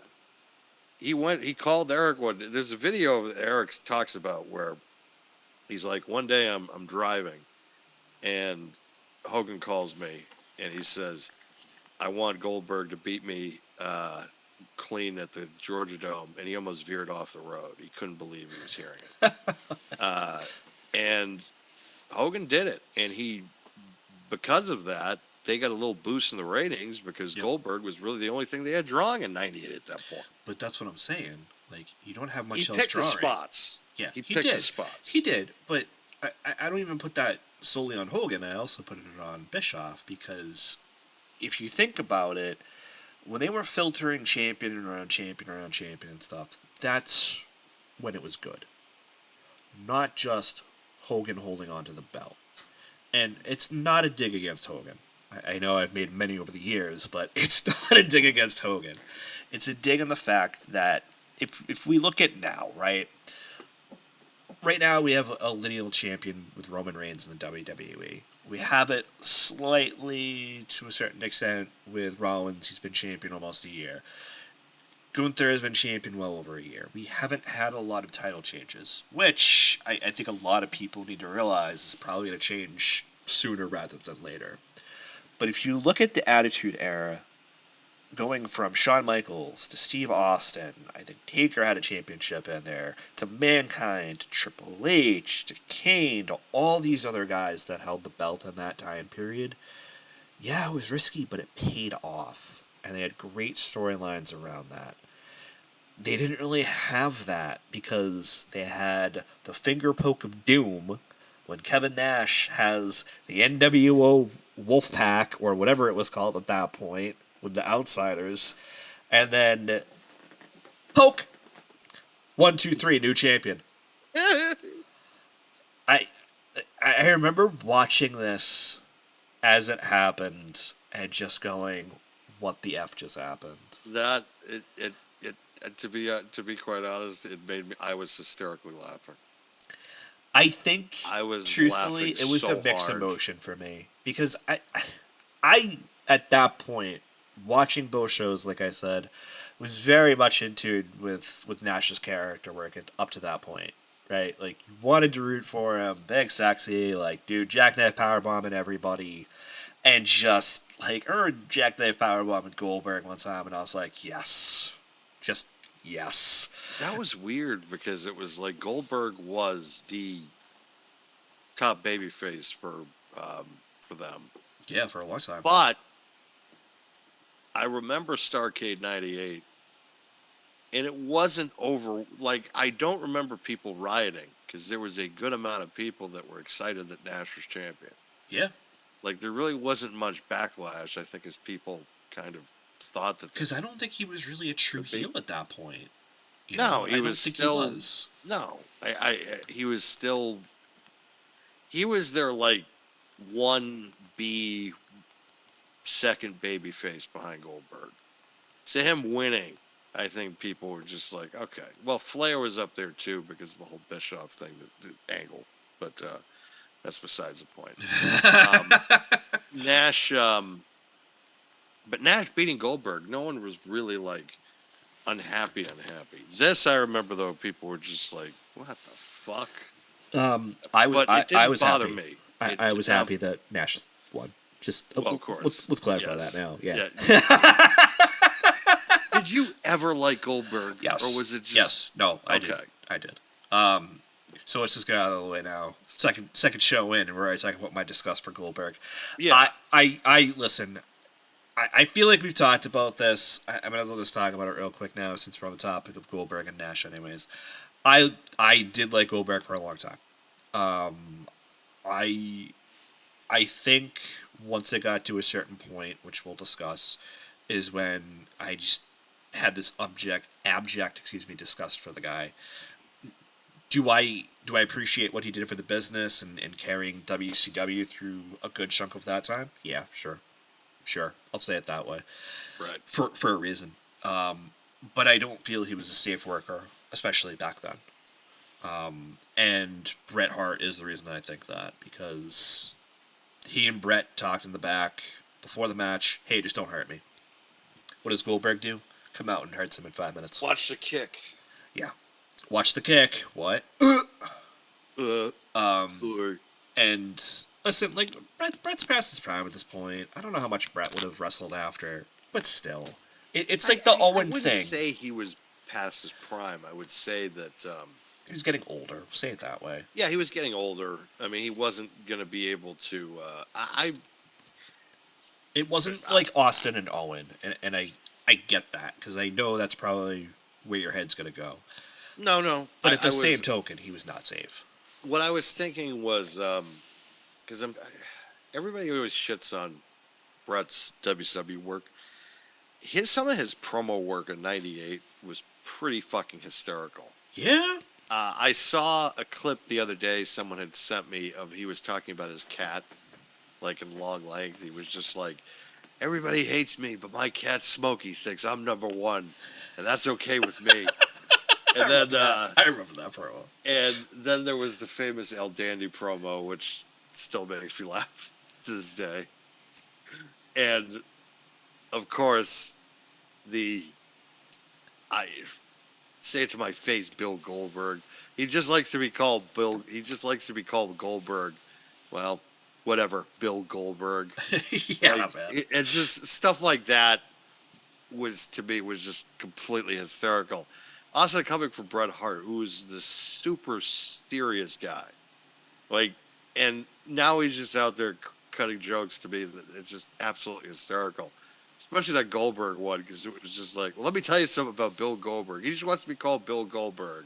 He doesn't want to be called Bill Goldberg. He wants to be called Goldberg. And he was just like, whatever, Bill Goldberg. Like, because it was such a way of him to just come out and just be such a dry humor to me, like, that I found it hysterical. Looking back on it. Some of his matches, yeah, they probably didn't lack the drama that they did in WWF. Some of them were really good. Some of them, they were a bit of misses. But I also think a lot of it is the people that you work with. Of course, he's going to have great work with Shawn Michaels. He got great work out of Kevin Nash. Like, yeah. Gave Kevin Nash the best match of his career. Against The Undertaker, same thing. Yep. It's difficult when you're going up against guys who really say they're not known for their work rate. Oh, man. Do you... I guess that's a good question to ask. Do you feel that because I've heard this over the years about Goldberg, and that's why I'm going to ask the question. Do you feel that his work rate was lessened due to those pyros, man? Because that's what I keep hearing over the years. Like, oh, he's breathing all the stuff in from the pyro because it's in his face. It's just like, dude's been doing that for years anyways. I don't know. I think his hitting his head on the doors, I think, probably did more damage to him than anything. Like, you can't hit your head against the locker in a door at full force and not expect to, give yourself some damage.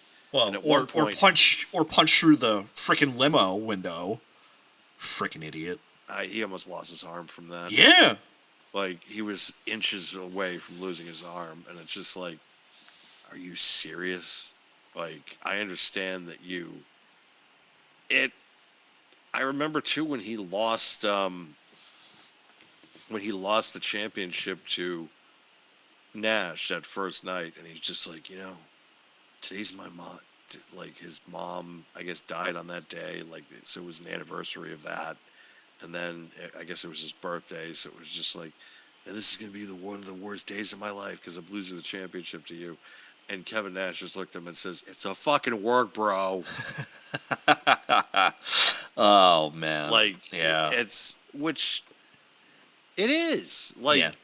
he always talked about, and I'd see him in interviews and all this stuff, and he thought in his mind that it was like he was winning all these titles and he was beating everybody. And it's just like, you're not, dude. This is a work. This is a business of give and take. And he took a lot instead of giving. Yeah, 100%. And that I feel that I was my biggest issue with him for quite a long time. When he came back, I was like in 2016, 2017. I was like, oh, you know what? Okay. But then after that, it's like, well, because you're returning the returns are diminishing. And then, come to find out, he almost paralyzes the Undertaker in Saudi Arabia. I'm just like, yeah, man. Well, the biggest issue that I had with him coming back was taking the belt off Bray Wyatt too. Because, ooh, that was a bad one. Yeah, that was a real bad one. Yeah, that was a bad decision, and there are certain aspects like, okay, fine, but at the same token, like, the dude's a part-timer. He's not gonna stay here. Bray is obviously a guy that at that point they had a future with, and like, why? Just why? But there are so many moments in wrestling over the years, and I know some people,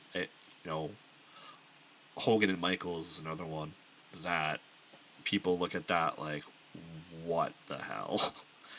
Not even just for the selling aspect of Shawn Michaels, but the fact that it's, being built up to be at least a trilogy.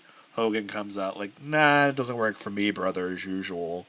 And it's one match, and Shawn just completely oversells to fuck with Hogan. It's just, oh man. All the decisions over the years, some of them have just been crazy. It really has been nuts. Like, it has been where you're just, there's been so much bad. It seems like we remember the bad, the really, really bad, and the really, really good. And everything, it's like, if you're in between that, you're not memorable enough. I remember the whole Eugene storyline. Like, that whole That was summer. so bad. I'm like, what? Number one, it's offensive. Yeah, that's why I'm saying number it's bad. Two, number one, it's offensive. Number two, it was just bad TV. A couple of the segments were funny. I remember the music around the musical chairs at one. Yep. And then they had he had the bouncy house where, like, Triple H is having to go in the bouncy house with him. There were some segments that were very, very funny, but the majority of that was just bad. Yeah. Where the character of Eugene, he's going up against people that they're bad people, yet the fans are rooting for the bad people because they reject the character so much. And that was like, you just shake your head at some of these and just say, really? Like, you think this is what's going to work? That one was weird because I wanted to keep watching, but at the same time, I was just like, what is this? I think there are certain points you'll watch and you're not like it, and then you dip out for a bit. I think I dipped out for a bit because I was just like, it's very telling if I skip SummerSlam. If I skip SummerSlam or I skip Survivor Series, it's like, because but I usually get the Rumble. I'll usually get WrestleMania. That's usually a given, at least back then. But sometimes I would skip the bigger pay-per-views because it was just like, why bother? And that summer, I remember just being like completely like frustrated with it because I'm just like, really? Like, this is the direction they're going? God, there was that. You can make an argument that the entire year of 1995 in both WWF and WCW Oh would man. make anybody just be like, I'm done with this. Fucking Mabel is the king of the ring. Yeah, it was rough. Mabel. Yeah, I know. It's I you had one that we had talked not to bring up because of reasons like Vince McMahon just throwing that part out. Yeah. But yeah, I wasn't sure if you were gonna pick that up, but I just that was another one where I didn't really care for it, but my God, it didn't age well either, especially now with the allegations against him. I'll just leave it there. But there are other ones too, like the Hand with Mae Young and Moolah. Oh God. Mae Young and it's just she gave birth to a hand. What? Yeah, like wait, what? What am I watching? Yeah. And that. Oh God. There were just so bad. many like the Kiss My Ass Club. That was another one. There have been just so many over the years that I think I see where you're going, where it's like we can look at that and maybe just like, all right, I'm gonna turn the station for like 5 minutes, or I'm gonna pause it, now and just skip it now if we're watching it now. But like back then, it's just like you have to like turn the TV off and leave the room or something because you just don't want to watch it. And like those two examples are just perfect because it's like I don't want to watch whatever is going on in that baby carriage, which is a hand. One that really got me though, I don't know if you remember this, you probably do once I say it, but Al Snow Oh Jesus Christ! and the Big Boss Man. Oh God, the kettle from fucking hell match. Well, not just that. Oh, the the dog dog. feeding, Yeah. which apparently that was a real story. Really? That was based off a real story. It was a rib that Mr. Fuji had actually done to someone, and I do remember that they now. turned Yeah. that into a story. They tore it. Yep. They turned it into a and story. they That's threw right. that in there, and then that led to the Kennel from Hell match, which on paper it's like it's a Hell in a Cell match, but there's it's a steel cage inside the Hell in a Cell match. It was like, I like this idea. Yeah. It's like, And then okay. we're just going to put a bunch of dogs outside the ring, and they're going to shit all over the. Oh, okay. All right. Yeah. No, the match is literal dog shit. I got you. Oh man. And it was terrible. Like, yeah, that was bad. they did so much of that in 99 was one of the most successful years in that company's history, but every pay-per-view I remember that year sucked.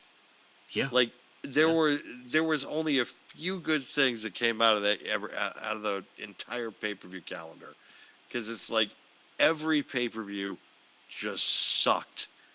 The main events were okay, but the fucking undercard. The rest of the card, I remember. Yeah. I remember Survivor Series '99. That was the night that Austin got run over. So it was his replacement, the fucking Big Show. It's like, really? And the Big Show ends the night as WWF champion. And then who gets the title shot? The Big Boss Man. So they had the Big Boss Man because Big Show's dad died. Yeah. I remember So that. Yeah. they did the funeral where Boss Man is in. He had to have used the police car from I think Blues Brothers, because it had the big megaphone on I it. think so. Yeah. And then he strapped the coffin to the car. Yep. And dragged the coffin with Big Show's dad in it around the graveyard. And the Big Show's on the back of the car. Is on the coffin to try to make it stop and falls off. It's pure fucking high comedy. You're just watching it and just being like, what the fuck is this? Yeah. Yep. And yeah, It felt like a scene out of like the Police Academy movies, honestly. God, so did. It really It was did. so awful. I just remember watching it and just being like, oh my God. And Oh man. then we also have to bring up Katie Vick. We have to bring that up. Oh. All right. I screwed your brains out. Really? Necrophilia? All right. Monday night necrophilia. Here tonight on. I just, there was so much stuff back then that I look back on it now, whether it be in this conversation, like the casket being drugged by the police car, because that, I remember laughing hysterically at that. It was so awful, but I remember laughing. But it's just, looking at it in today's landscape, you just like cringe a little bit, like, oh my God, that's so awful, and they would never get away with it now. Not now, no. No. And that I feel like in context is funny. Like you know, there's nobody in the coffin. You know, Big Show's dad is not dead, or if he was dead, that's well, he was nothing dead. I to think do he with died it. a couple of years before. Yeah, that, so. I think that's pretty much true. And you know, there's other stuff too that like the I remember going back, like look at the beer truck from Austin and look at the milk truck from Kurt Angle. Like I hated those, the milk truck. I did too. Or when he spilt the So milk stupid. on Undertaker's bike, that was pretty funny. Mania's running wild. Shut up, fucking Jim Rose. Yeah, seriously. It was But like so, that like, stuff was funny. It could work now, but stuff like what we're talking about, like feeding Al Snow a dog, apparently, like. Dude, I'm sure like PETA would be all up in arms about that at this point. surprised they haven't pulled that from Peacock. They might have. I don't know. I don't think they have, but if they have, it's available on YouTube, which ironically we're broadcasting on, so go look for it if you want to. Right, yeah. You want to watch Al Snowy dog. Pepper! Pepper the dog! Oh my God. I God. remember the fucking dog's name. Jesus Christ. No, it was Pepper. I 5 remember years too. ago. So you just said it. Yeah. I was just like, how do you like this pepper? Oh, it's your dog. What? What? Oh my God, he fed him the dog. But I like the other stuff too. Like I don't remember if you remember whatever Japanese stable that was that had Taka Michinoku. Choppy PP. Yeah, exactly. You knew exactly where that was going. I literally thought about it 90 seconds ago. I was thinking for the past like 5 Yamaguchi-san, minutes. I'm Yep. like, I'm just thinking about it. I'm like, oh my God, choppy PP. I know, and then I just thought then about what was it? Oh man, Val Venus. I had a little shrinkage last night. like you really talking about shrinkage right now? Like, oh Apparently, man, he's pissed off this week that he got mad that he wasn't involved in WWE 2K24. It's like, well, you shouldn't, because like, you weren't that big of a deal. Like, I mean, he was IC champion, wasn't he? he was Intercontinental Champion at one point. Yeah, that's what I'm saying. I think he was for like a day. I think it was like a couple of weeks, but either way. Yeah, but like it was. No, I know it. You know, highlight for him is not a selling point. I'm just saying. I remember. I think it was Austin when he was like co-general manager or something, and Morley was like, he was like the chief or something. He's just like Chief Morley or something. He's just like, you can't fire me. He's like, I'm Chief Morley. I'm the best and all this stuff. Austin just looks at him and says, shut up, you're fired. Like, just completely shit on him within like 90 seconds. But no, it's like Val Venus was just like a time. He doesn't age well now because it's just like, what? Like, Shawn Michaels should have had that gimmick, not fucking him. He's just like, he's just sitting there like, Hello, ladies. The fuck? I mean, at the end of the day, like, especially for that time period, like you said, didn't age well, number one, but, No.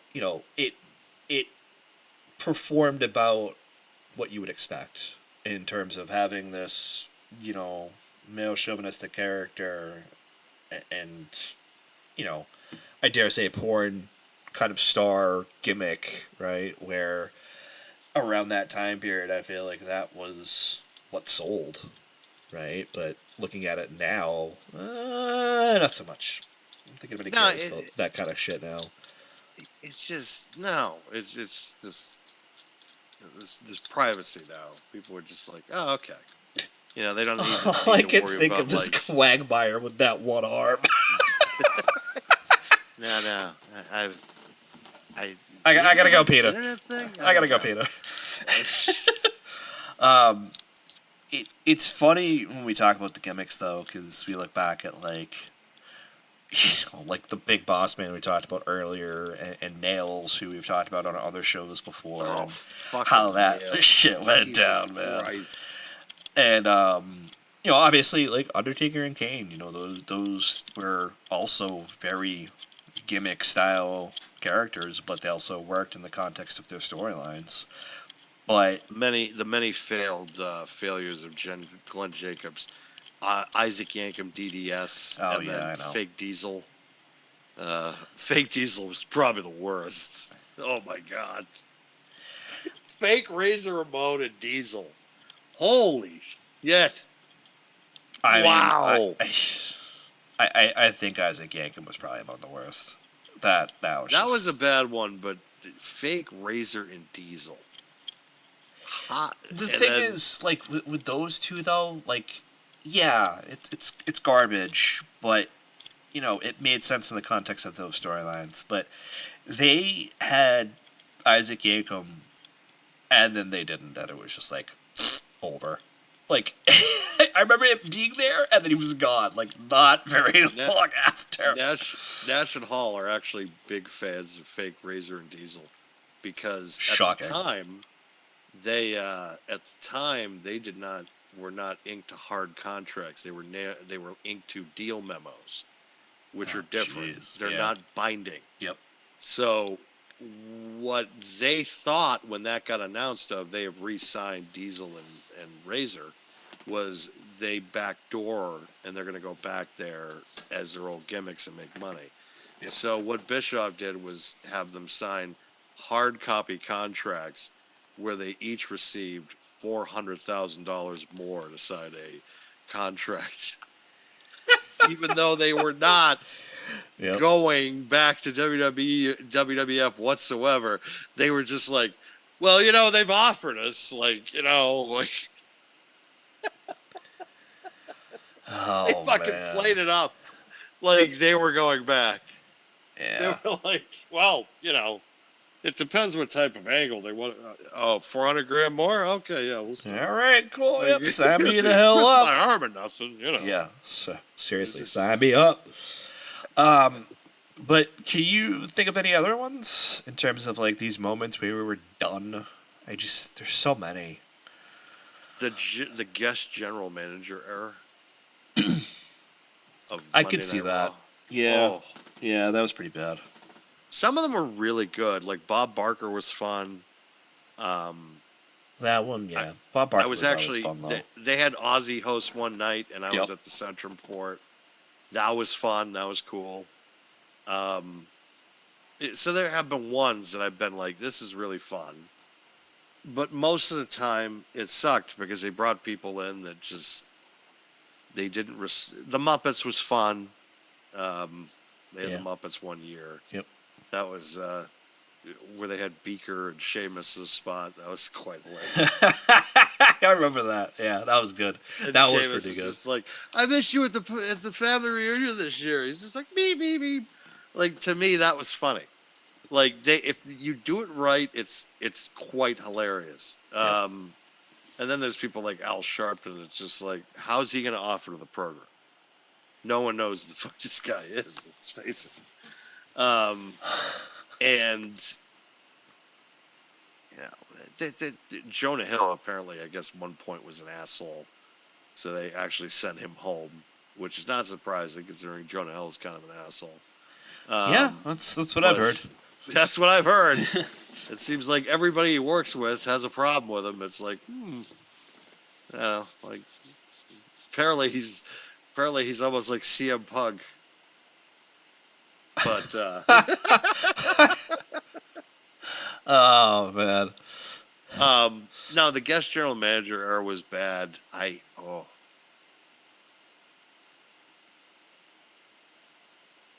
Piggy James, I remember, was bad too. Oh, Piggy James was bad. Yeah, I agree with that. Such bad taste. Yeah, because it's like you're making fun of Mickey James's weight. It's like she's not fat, number one, and like everybody still loves Mickey. Yeah. She was beloved. I still love Mickey James. Why are you going? I love Mickey James. Why are you going after her? Yeah, I never understood. They're a new that. company now. They wouldn't. That would never fly today. No, they it wouldn't. never fly today. No. And plus, I think that had to do with maybe she was or wasn't dating at the time. But could be. No, yeah, that would never happen again today. No way. But that was a bad one. Giant Gonzalez. Oh God. Oh.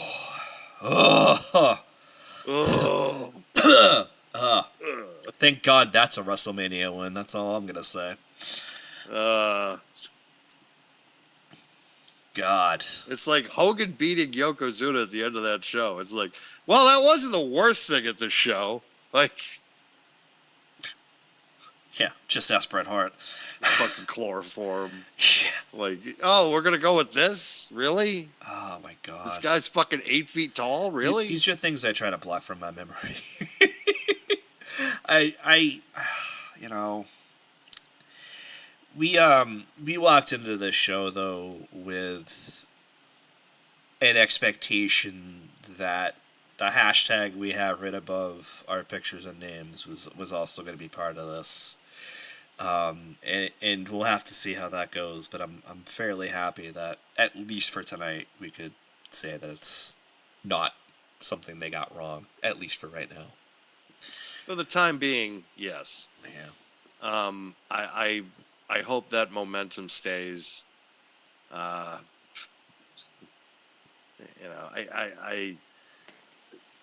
think that they hopefully have learned their lessons from years past. And again, they're not really someone that likes to jump the gun much anymore. They tend to go with the hot hand. I'm still surprised last year the way that they kind of handled the LA Knight situation with LA Knight challenging Roman Reigns like that soon into his rise. But they did the absolute right thing doing that. And I think they know now it's just like we have to do this. We have to not go against the grain here. So I think that they're making the right decision. I think. Did you hear about Tony Khan's big announcement? All right, hold on. Let's go to final thoughts. Let's go to final thoughts. I thought I set up the end of the show fairly well, and then Dan just had to bring it right back to the special announcement. So, you know what? Let's pretend I don't know what you're talking about. Go ahead. Lay it on us. So, Tony Khan last night, of course, he was building it up for a week, that he was going to make a special announcement last night. So, the announcement is that on March 13th, Dynamite will be held at the TD Bank North Garden in Boston, Massachusetts, Mac and I's hometown. And what's happening? So they have called this event Big Business because that is going to be the debut of one Mercedes Monet, a.k.a. Sasha Banks, a.k.a. the most self-centered bitch in pro wrestling today. Wow, that didn't take long. I'm just saying that, look, you walk out of a company 2 years ago because you didn't like how things were going. And then there's leadership change within a few months of that, and you still don't go back. You have no excuse at that point. Like, you have none. And I understand she went to New Japan last year, and she did pretty well for herself, at least box office wise. I think creatively she kind of got exposed a little bit. Now she's going to get really exposed because she's going to go to a company where it's like, guess what? You don't have a creative force or a filter. You have somebody that's going to pay you a lot of money, and yeah, you can get away with whatever you get away with. All right, I'm like chomping at this. I'm sorry. So hold on a second. I think you and I obviously have a very different opinion of this. While somewhat similar, somewhat different. Maybe it might be a better way of saying this. So first of all, her debut, she botched the Gory Driver. Very true. All right. Her first match was what? Kyrie, right? I believe so. I think it was Kyrie for the title, and then Mayu, yes, if I'm not mistaken. Okay, correct. So whatever. Like, Kyrie jobbed. I don't think Kyrie gave a shit. Okay, whatever. They also know each other from their time in WWE. Let's be real about that. So I don't care as much. I'm a big Kyrie person. I don't think she should have lost the title in Sasha Banks, FKA, whatever, Mercedes Monet. I don't think that should have happened. Whatever. I'm not the booker. I'm not gonna harp on that. But that, I have to back up to do this a little bit, even though you can't see me on camera at this point. But Mayu sucks, Mayu sucks, Mayu sucks, Mayu sucks, to the fucking Spider-Man theme. What the fuck is that? What the fuck is that? I mean, what is that? And I have that recording somewhere of Dan saying those exact words about something different, but it might have been actually about that for all I know. It might have been. I think it might have been this because I was just so It was got bad. exposed. Yeah, she got 100%. exposed, and that was I said that very instant, and then people started to pick up on it. At least the hardcore fans, they were just like, "Oh,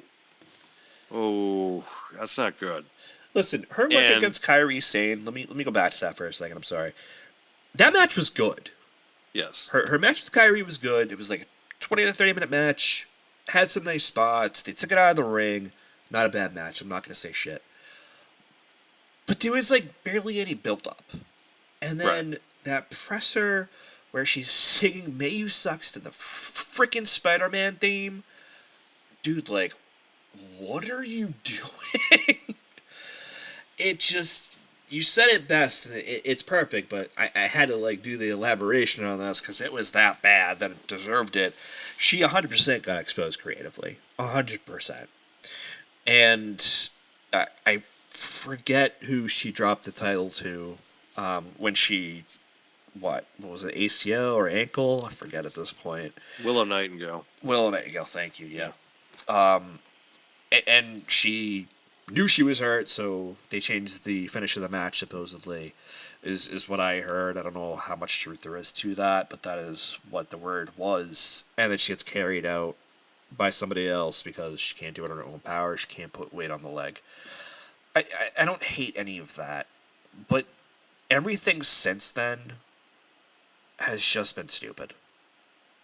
And it's not even just her, per se. It's all the news surrounding her. So, oh, she's going to AEW. Oh, wait, that might not happen. Oh, she's talking to Triple H. Oh, she wants, Charlotte money. Oh, she's coming back. Oh, she'll be at the Rumble, which a lot of speculation there was about that. And especially when Naomi came out at number 2. I think a lot of people, myself I was 90% included, sure she was going to be there. Same. And then it's, after the Rumble, oh no, she's signing with AEW. And then obviously the special announcement, the billionth one the guy's had since he's owned AEW, is that now she'll be in Boston on that date. I fully expect too that that's probably going to be where they're going to announce that they signed Okada. Only because also with the money signs is that works for him too because of Rainmaker. And his contract, his obligations for New Japan will also be done by then as well. So I expect it's going to be Okada and Sasha getting the introduction for that company that night, which intrigues me if I want to go just for the Okada debut. But I do, and also I'll be looking at tickets. I'm going to be quite honest. I'll be going into the day of that show to see if I can get something reasonably priced, because I do not expect this show to. It's not going to be It's not going to be a big draw. They got 9,000 people, I think, last time, but that was because it was the two cages. It was the blood and guts match. Right.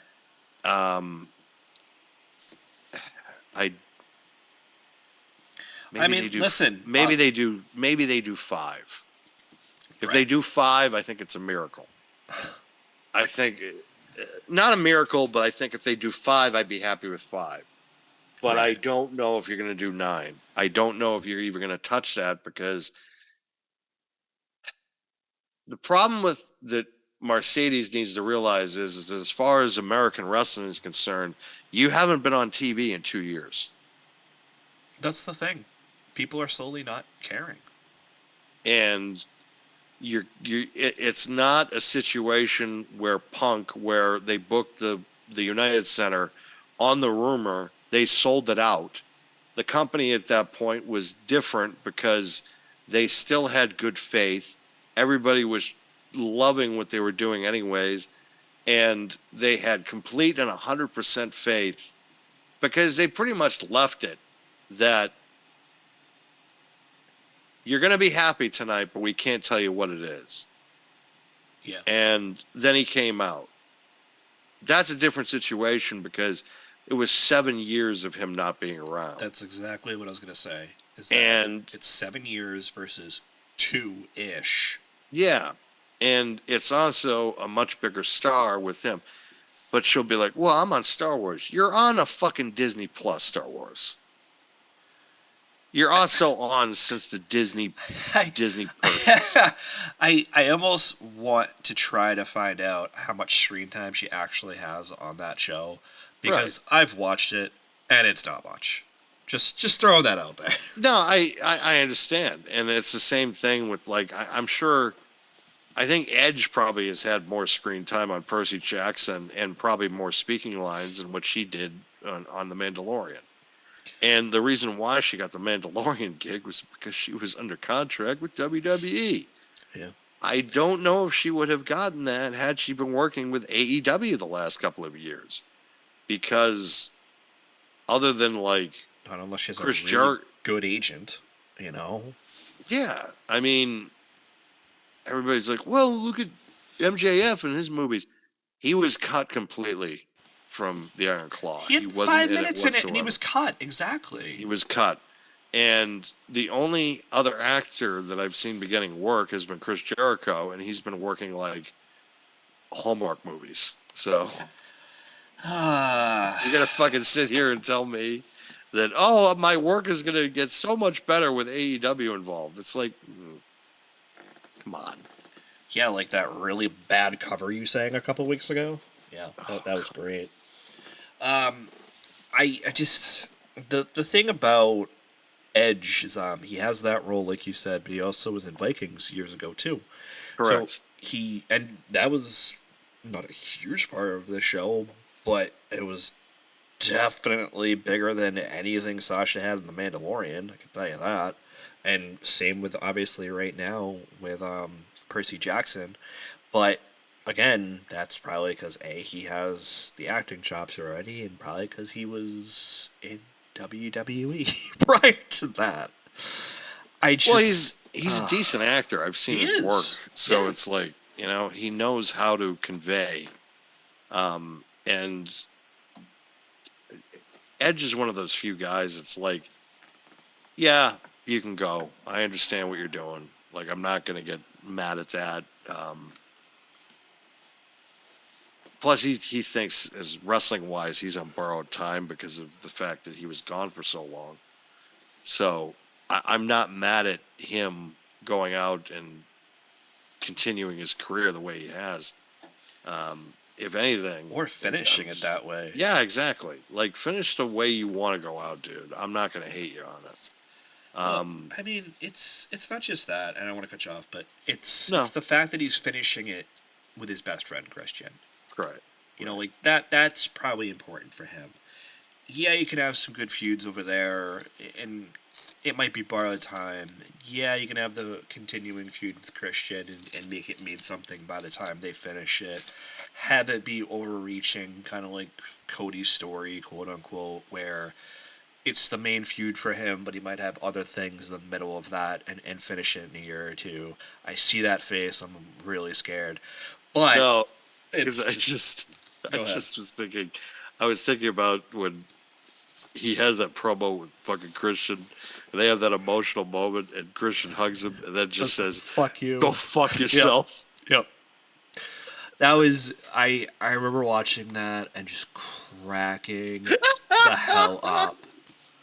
Like, why are you gonna be like that? Be my friend again. Blah blah blah. Okay, give me a hug. Go fuck yourself. It is how his whole angle now. He has Nick Wayne under his under like his tutelage, right, under his stable. Yeah. And he's openly in promos saying how he's fucking his mom. It's like, this is without question one of the best heel work I have ever seen in my entire life. Like, just absolute brilliance, complete Bond villain like. And it only took me 20 years for you to get sold on Christian. I know, it took me so long. I hated him. I don't know why. I know. Like, I don't know why Christian just rubbed me the wrong way all the time. It was like, fuck this guy. Like, it's just for some dumb reason. It was like he shit in my cereal or something. I don't get it.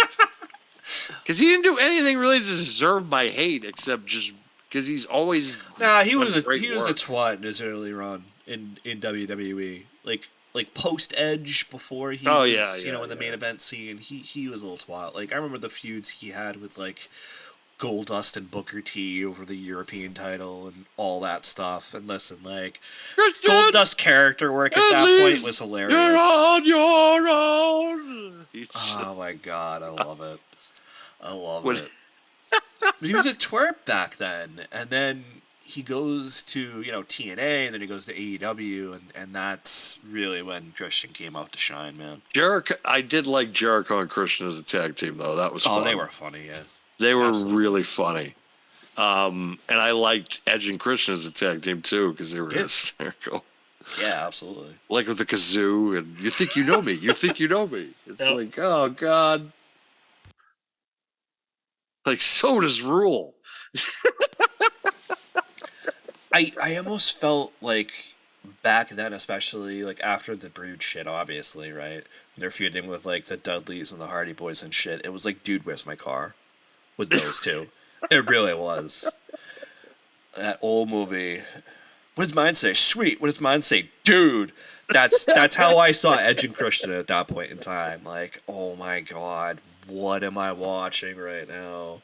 It was so great. It's just, and seeing these guys kind of just like in an advanced stage in their career, just being like able to still engage with an audience that, they still want to see those guys. Yeah. And I'm fully assuming that those guys are going to be heavily involved in the press to try to get a decent house for that show in Boston, which,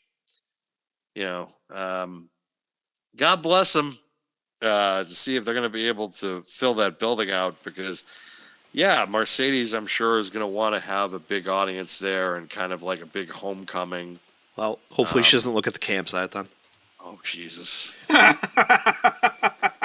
You fucking said it, not me.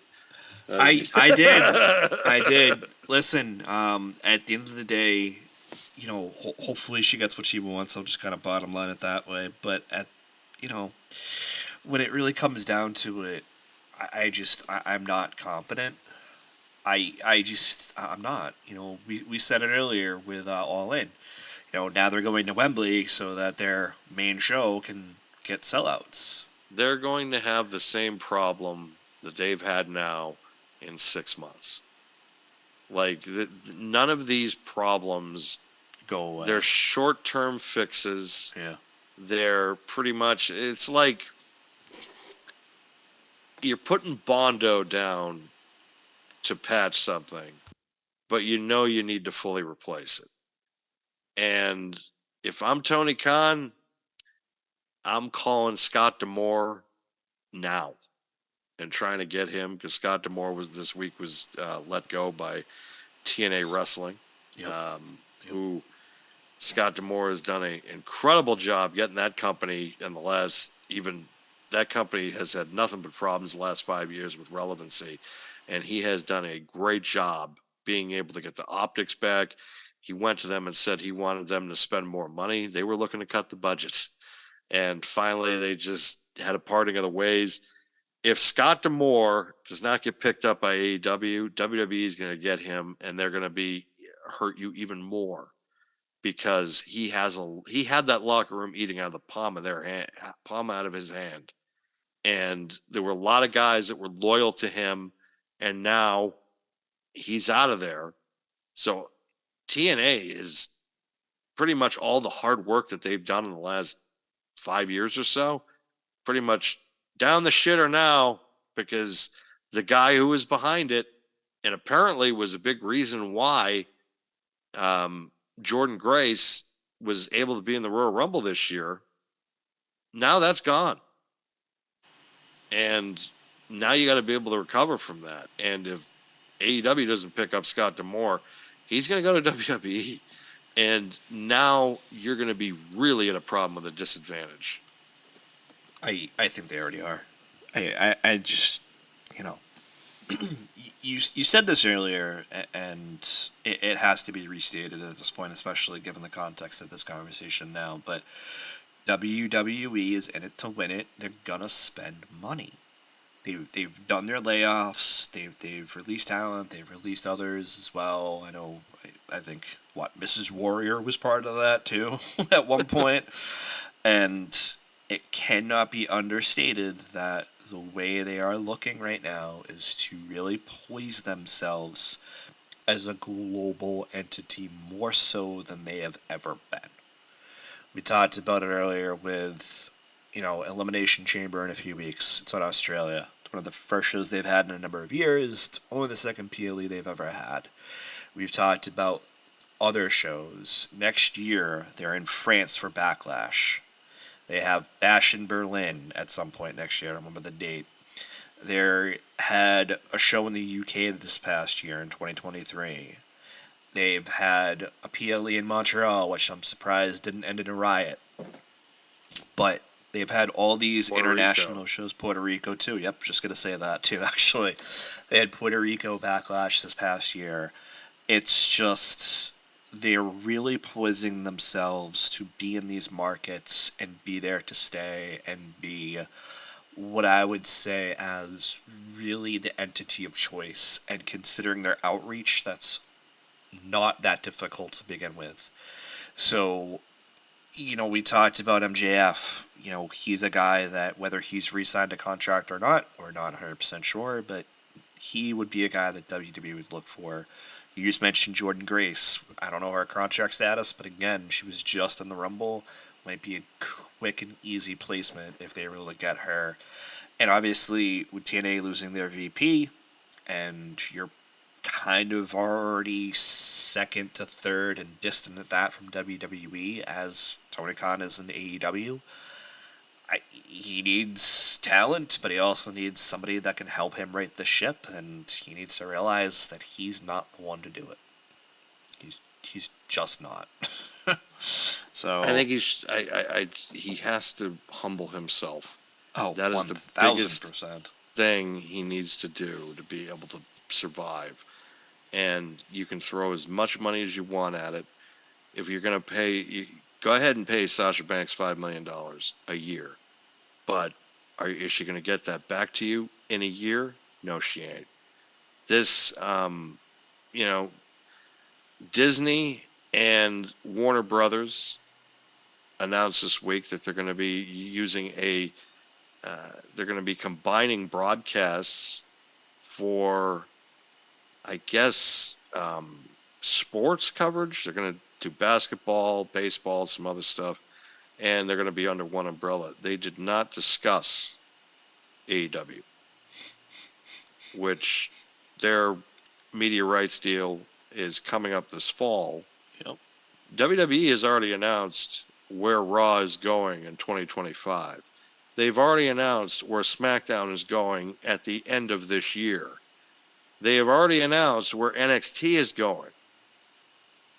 AEW has yet to find a home or come to an agreement with Warner Brothers Discovery, and we're coming up in the middle of February already. Well, part of it is because he put all his eggs in one basket and thought that negotiations would be in, what's that term that I can't think of off the top of my head? Good faith? Dude, Yes. You are a business. You cannot operate just solely on good faith. I get it. You have a current contract with them. You would like that to be renewed. You need to actually do something about it. And not just have it in this context of, oh, well, we're happy. Okay. Are you talking to them? Are they happy? Because the ratings might portray otherwise. I just don't get it. I would have had that stuff on lock like WWE does and get the stuff done early. And then you don't have to worry about this. And if you're WWE right now, you probably didn't anyways, but you absolutely have nothing to worry about for the next 10 years with that Netflix deal. That thing is huge. They lost $34 million last year. That is the 34 to, so round it up to 35 fucking million. Sure. They lost $35 million last year. Where WWE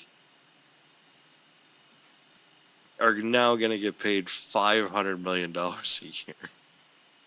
Yeah. $500 million a year. And they probably don't need to advertise nearly as much as they did. No, they don't. I mean, and for Netflix, they're just thinking it's a fucking bargain because they're not really having to pay for actors or anything. They're just paying for the content. They're probably going to get first. True. They're probably going to get first rights. Look, the best thing to happen for wrestling media rights deal last year was that the SAG and the Writers Guild strike. Yeah, because everybody was flipping out and saying, what the fuck are we going to do for content? And wrestling, oh, they're not union? Fuck, give them whatever they want. And that's what that's what Netflix has done. That's what USA has done, even though they've had a long-standing partnership. Sure. And that's what Peacock is going to have to deal with and combat with in the next couple of years as well, because that deal is going to be coming up. So you wonder if the WWE Network is going to be going from Peacock over to Netflix in the next couple of years. They've already going to do that overseas. If you have a VPN, it'll be nice because you can actually get the WWE Network and Netflix overseas. I didn't today's know. episode is brought to you by I was gonna say, I didn't know we were actually doing a NordVPN advertisement here. That's so funny. I was gonna say the same thing. Oh man. Yeah, I mean you're right though. Like that was my initial thought. Like when that Peacock deal is done, they already have that deal with Netflix. Bump up the cost per year at that point, maybe to 700,000 or 700 million, whatever it is, to obviously combat the fact that they're going to have the full library, essentially, if they do that. And the live pay-per-views. And, yep, that was the next statement. So that would probably be another 500 million, considering the fact of that they get the live pay-per-views, which is, you get the IP for WrestleMania, which is huge. Yeah. So they could be just getting $1 billion a year from Netflix. I mean, yeah, at that point, because like you said, you get all those IPs. It's just wild, man. That's just crazy. But yeah, we'll have to see what that's going to look like in the next couple of years. But any other final thoughts for Tony? No, that's about it. I felt like that needed to get brought up because we brought it up earlier, and it's still fresh in my mind because it's like it is going to be local. I just think that I hope that I don't want to see her get embarrassed. I don't want to see her to like come here and there's going to be like 3,000 people there. I think they're going to at least do 5, maybe not 9,000. I don't think if it's just. So I'm sorry. Where is it exactly? Did they say? At the Bank North, the Garden. So TD Bank North, and they could probably pull 10 depending on the setup, but I don't know if they'll sell 10. They only did 9,000 for the Blood and Guts match. Okay, so if they have that similar setup, then thinking 9 plus maybe, depending. Like I said, I don't know if they're gonna pull that. I mean, people might buy for Sasha, kind of like you said, or Mercedes, excuse me, but I don't know. It's tough. It's a difference. It's a completely different. Like, I understand what he's doing. He's thinking he can get like, it's going to be like, oh, it's just going to be like Chicago in 2021, and it's like, no, it's not, because it's one guy who was gone for 7 years compared to someone that kind of bratted out 2 years ago. But that's the problem. Like, it's completely different. Like, it's not, people were clamoring to see Punk. They're not clamoring to see Mercedes. And I'm not trying to be a dick and saying that, like, no one cares about her, but I'm saying that, look, she's cold. Like, people kind of forgot as far as American wrestling is concerned. I took that the wrong way. I apologize. No, I'm just cold as ice. Yeah, like that's to an American wrestling audience, she has been gone for 2 years. Yeah, if you're a hardcore fan, I get it. You watch her in New Japan, but you have to think about it as a casual wrestling fan and say to yourself, they haven't seen her in 2 years. That's it. Yeah, I mean, listen, I'll say one more factor here for me is that I'm a little surprised you picked Boston. And I listen, like, that's true. I'm from there. I have very fond memories of Massachusetts, obviously, but for the context of this conversation, right? If they picked a much bigger market, like LA, like New York, Chicago, areas that have more urbanized boroughs, I would say, than Massachusetts or Boston, I could see them pulling more. But, like, listen, and that's not a knock against Boston or its wrestling fans by any stretch of the imagination, but are people here going to be willing to travel to go see her on the outskirts, right? Like, you specifically, without naming the town, obviously, you're about 2 hours from Boston. Are you going to want to make the trek? Are people up in New Hampshire going to want to make the trek? Are people south of Boston, closer to the Cape? Are people in, Rhode Island, which is another close by market, being Providence? Are they going to want to travel the hour and a half up to Boston? And I just don't know the answer to that. And I feel like you're talking March too, which is still kind of winterish. So that's true. We've had April storms before in terms of snow. So is that something where maybe you're right? Maybe there is inclement weather that stops people from going. On the flip side, I think it's a decent sized market that maybe they still sell. But to your point, this isn't a guy who left a different company under certain auspices and is now coming back after a very long hiatus from the industry. This is a female wrestler, let's just call it like it is, that some people still care about, a lot don't, for a variety of reasons on both. And is that enough to sell out? And honestly, I'll be curious to see what the answer is, because right now, I'd be inclined to say no. I'd like to see how the pre-sales sell. Sure, absolutely. We'll figure out this week because I think that the tickets go on sale tomorrow. Probably. close enough. It'll be interesting to know how the sales are. I'm sure Dave and WrestleNomics will be kind of updating everybody on it. I know that the show in Greensboro has sold very well, where they've had to add more seats, but that's of course for Sting's final match, so that is an anomaly because they've had problems lately with their attendance.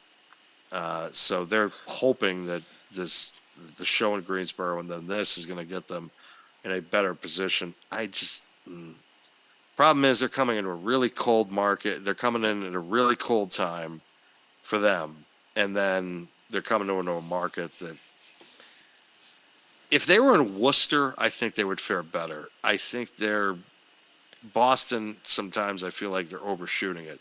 Considering their first show that they ever ran was not at the TD Bank North. It was over at the Naganis Arena. It was at the Naganis Arena. Probably, yeah. And so then now but the last two times they've been in Boston, they've ran the TD Bank North, which I'm like, why? A much bigger building. That's much bigger. That's why I'm saying why. But I agree that maybe Worcester being TD, being somewhat in a centralized location versus Boston as well, to a certain extent anyways. Yes. I think the smaller size benefits them. It doesn't look empty. If you run TD, you run that risk, and that's kind of why I was a little bit curious. But what's the date on this? Do you remember? March 13th, I believe. March 13th.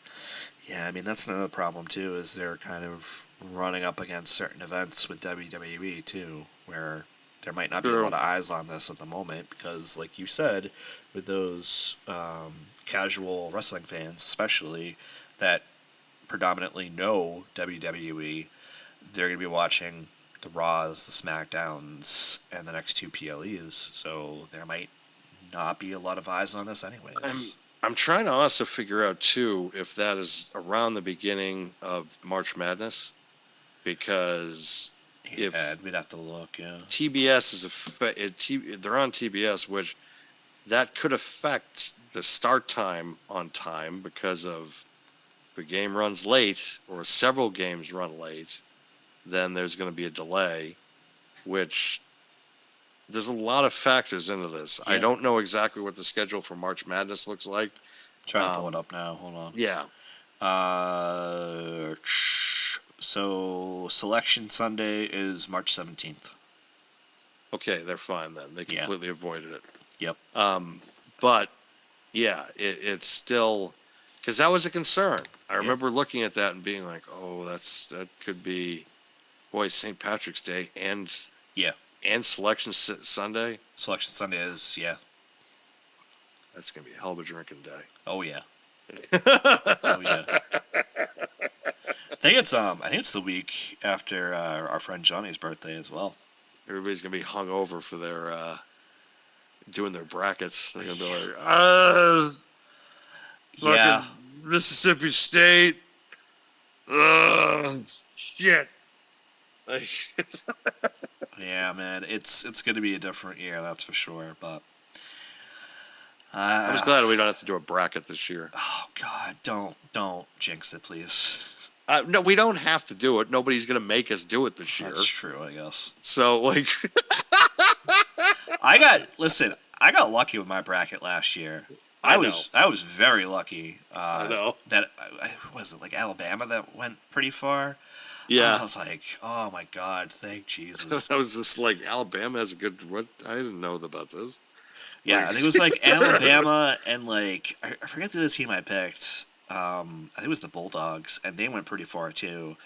And everybody was just like, how the F did you think the Bulldogs were going to go far? And they actually did. I was like, I don't know. I didn't pick all number ones. I didn't auto bracket like you all did. I don't know if I auto bracketed. I think I just went in and I think Joe and Eric did. Probably. It seemed pretty obvious, so they had very similar brackets. So, which is fine, but I'm just glad, because I hated every time though when he would just be like, "You got to do a bracket this year." I'd be like, "Fuck, why? Why do I need to do this?" Which is funny because we never talked about it anyways. I think we No. talked about it once, and that was it. Yeah, We like talked because about it at the I end. just I hated doing it because it's like I don't gamble on sports to begin with. Everybody's doing it. Everybody has an account now. I would rather spend my money on action figures, to be quite honest, and marijuana, but that's besides the point. Oh Like, man. why do I want to gamble $5 on this game that has no bearing on my life? Listen, Like, if it's gonna have like a massive payout, I'll put the 5 down, whatever, and get X amount of money. But you know, the novelty for me at least wears off pretty quick. well, it's just I think there's gonna be some friends that we're gonna really find out down the line the next couple of years, how deep they're in. Like, Yeah, like yeah. if there's friends that have a really really bad luck, and we're like, oh, how deep are you in? And you're like, oh no, oh shit. This is why I want to move. It's just one of the many reasons I want to move. I want to go to like Maine or something and just like F off, like just abscond completely and just go away. I don't. I know people are gonna get in deep to this stuff, and It's it, it's so scary. it I is. I have not, because they push the ads all the time, They do, and I yeah. keep They thinking do to here. myself, I'm like, maybe this is the time, but there's something stopping me, and I think it's just because I know how I get, and I'm sometimes because I do it at the casino all the time, where I'm just like, I did it once where I took money out after I lost it, and I took more money out, and I did win, Right. but it's just like that was really dumb of me to do, and I regret it. But at the same time, I made my money back, so I was like, all right, it worked this time.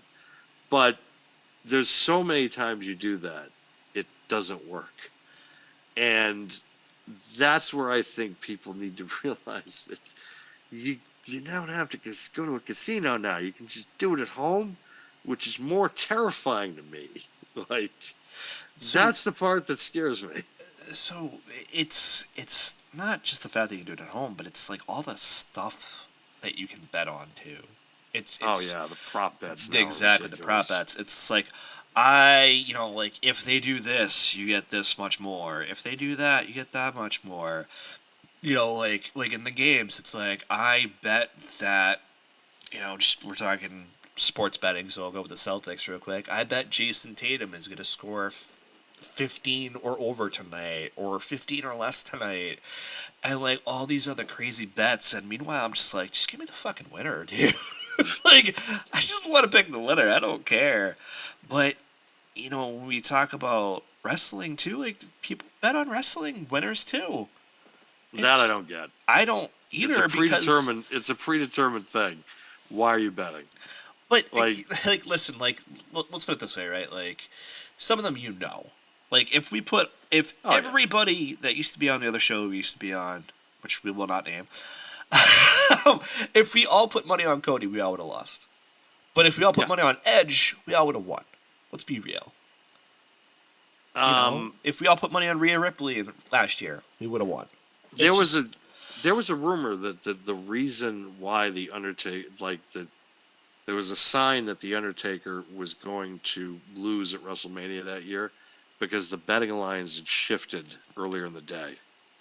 Like, there was a sign, I guess, that day that the betting lines had shifted and in the Brock's favor, I guess. right.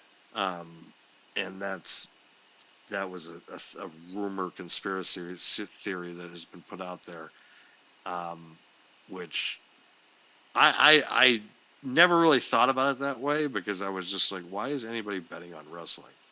To me, I that just get it seems to a dumb. point if it's like a PLE, and that's the only time I've really ever heard of it. I don't know if The anybody only time bets. I accepted gambling and wrestling was like the Rumble. Yeah, Like, and I if you think that's put fair. like a to do, like, it's like the squares for the Super Bowl. Right. Yeah. Like, Yeah. it's just, like, oh, I'll take 27, and then you win the whole thing, or it's like a 50-50 deal where it's like you get half the money or something for, yeah, like that I'm okay with, and I never really had an issue with. But the whole concept of betting, because now it's just It's that crazy. enters a whole different type of realm that just I don't understand.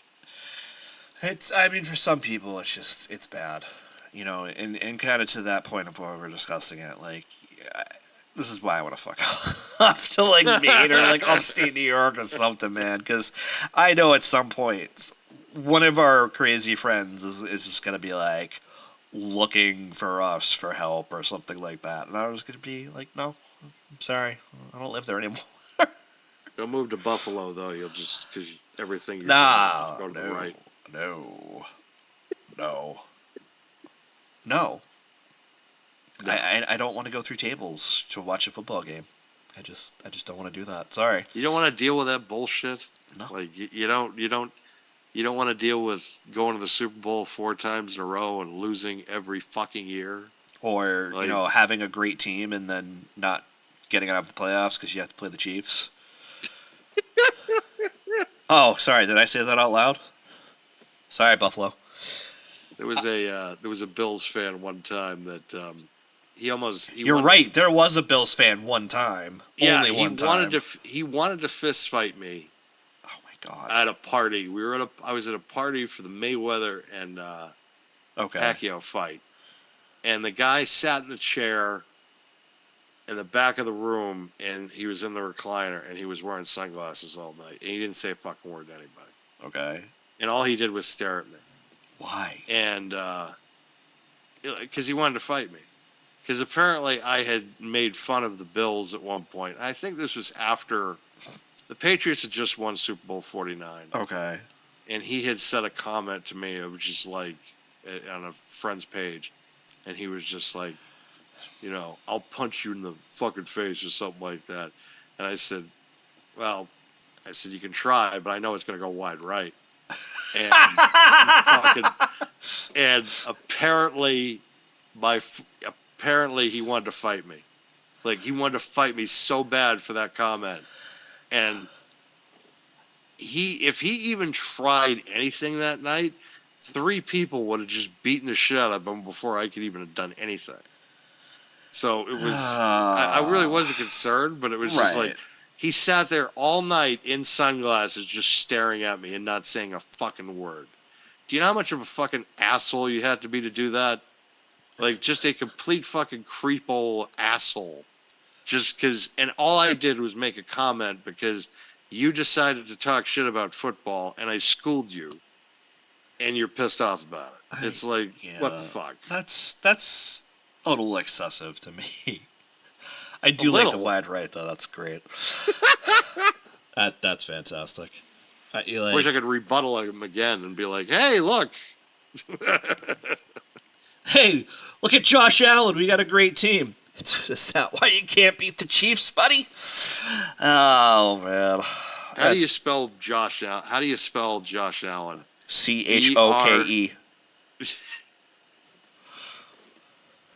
I was going to say BRETTFARVE. That's how you spell Josh Allen. I like mine better. Yours works. I mean, I saw your reaction, even though we don't have the cameras on right now.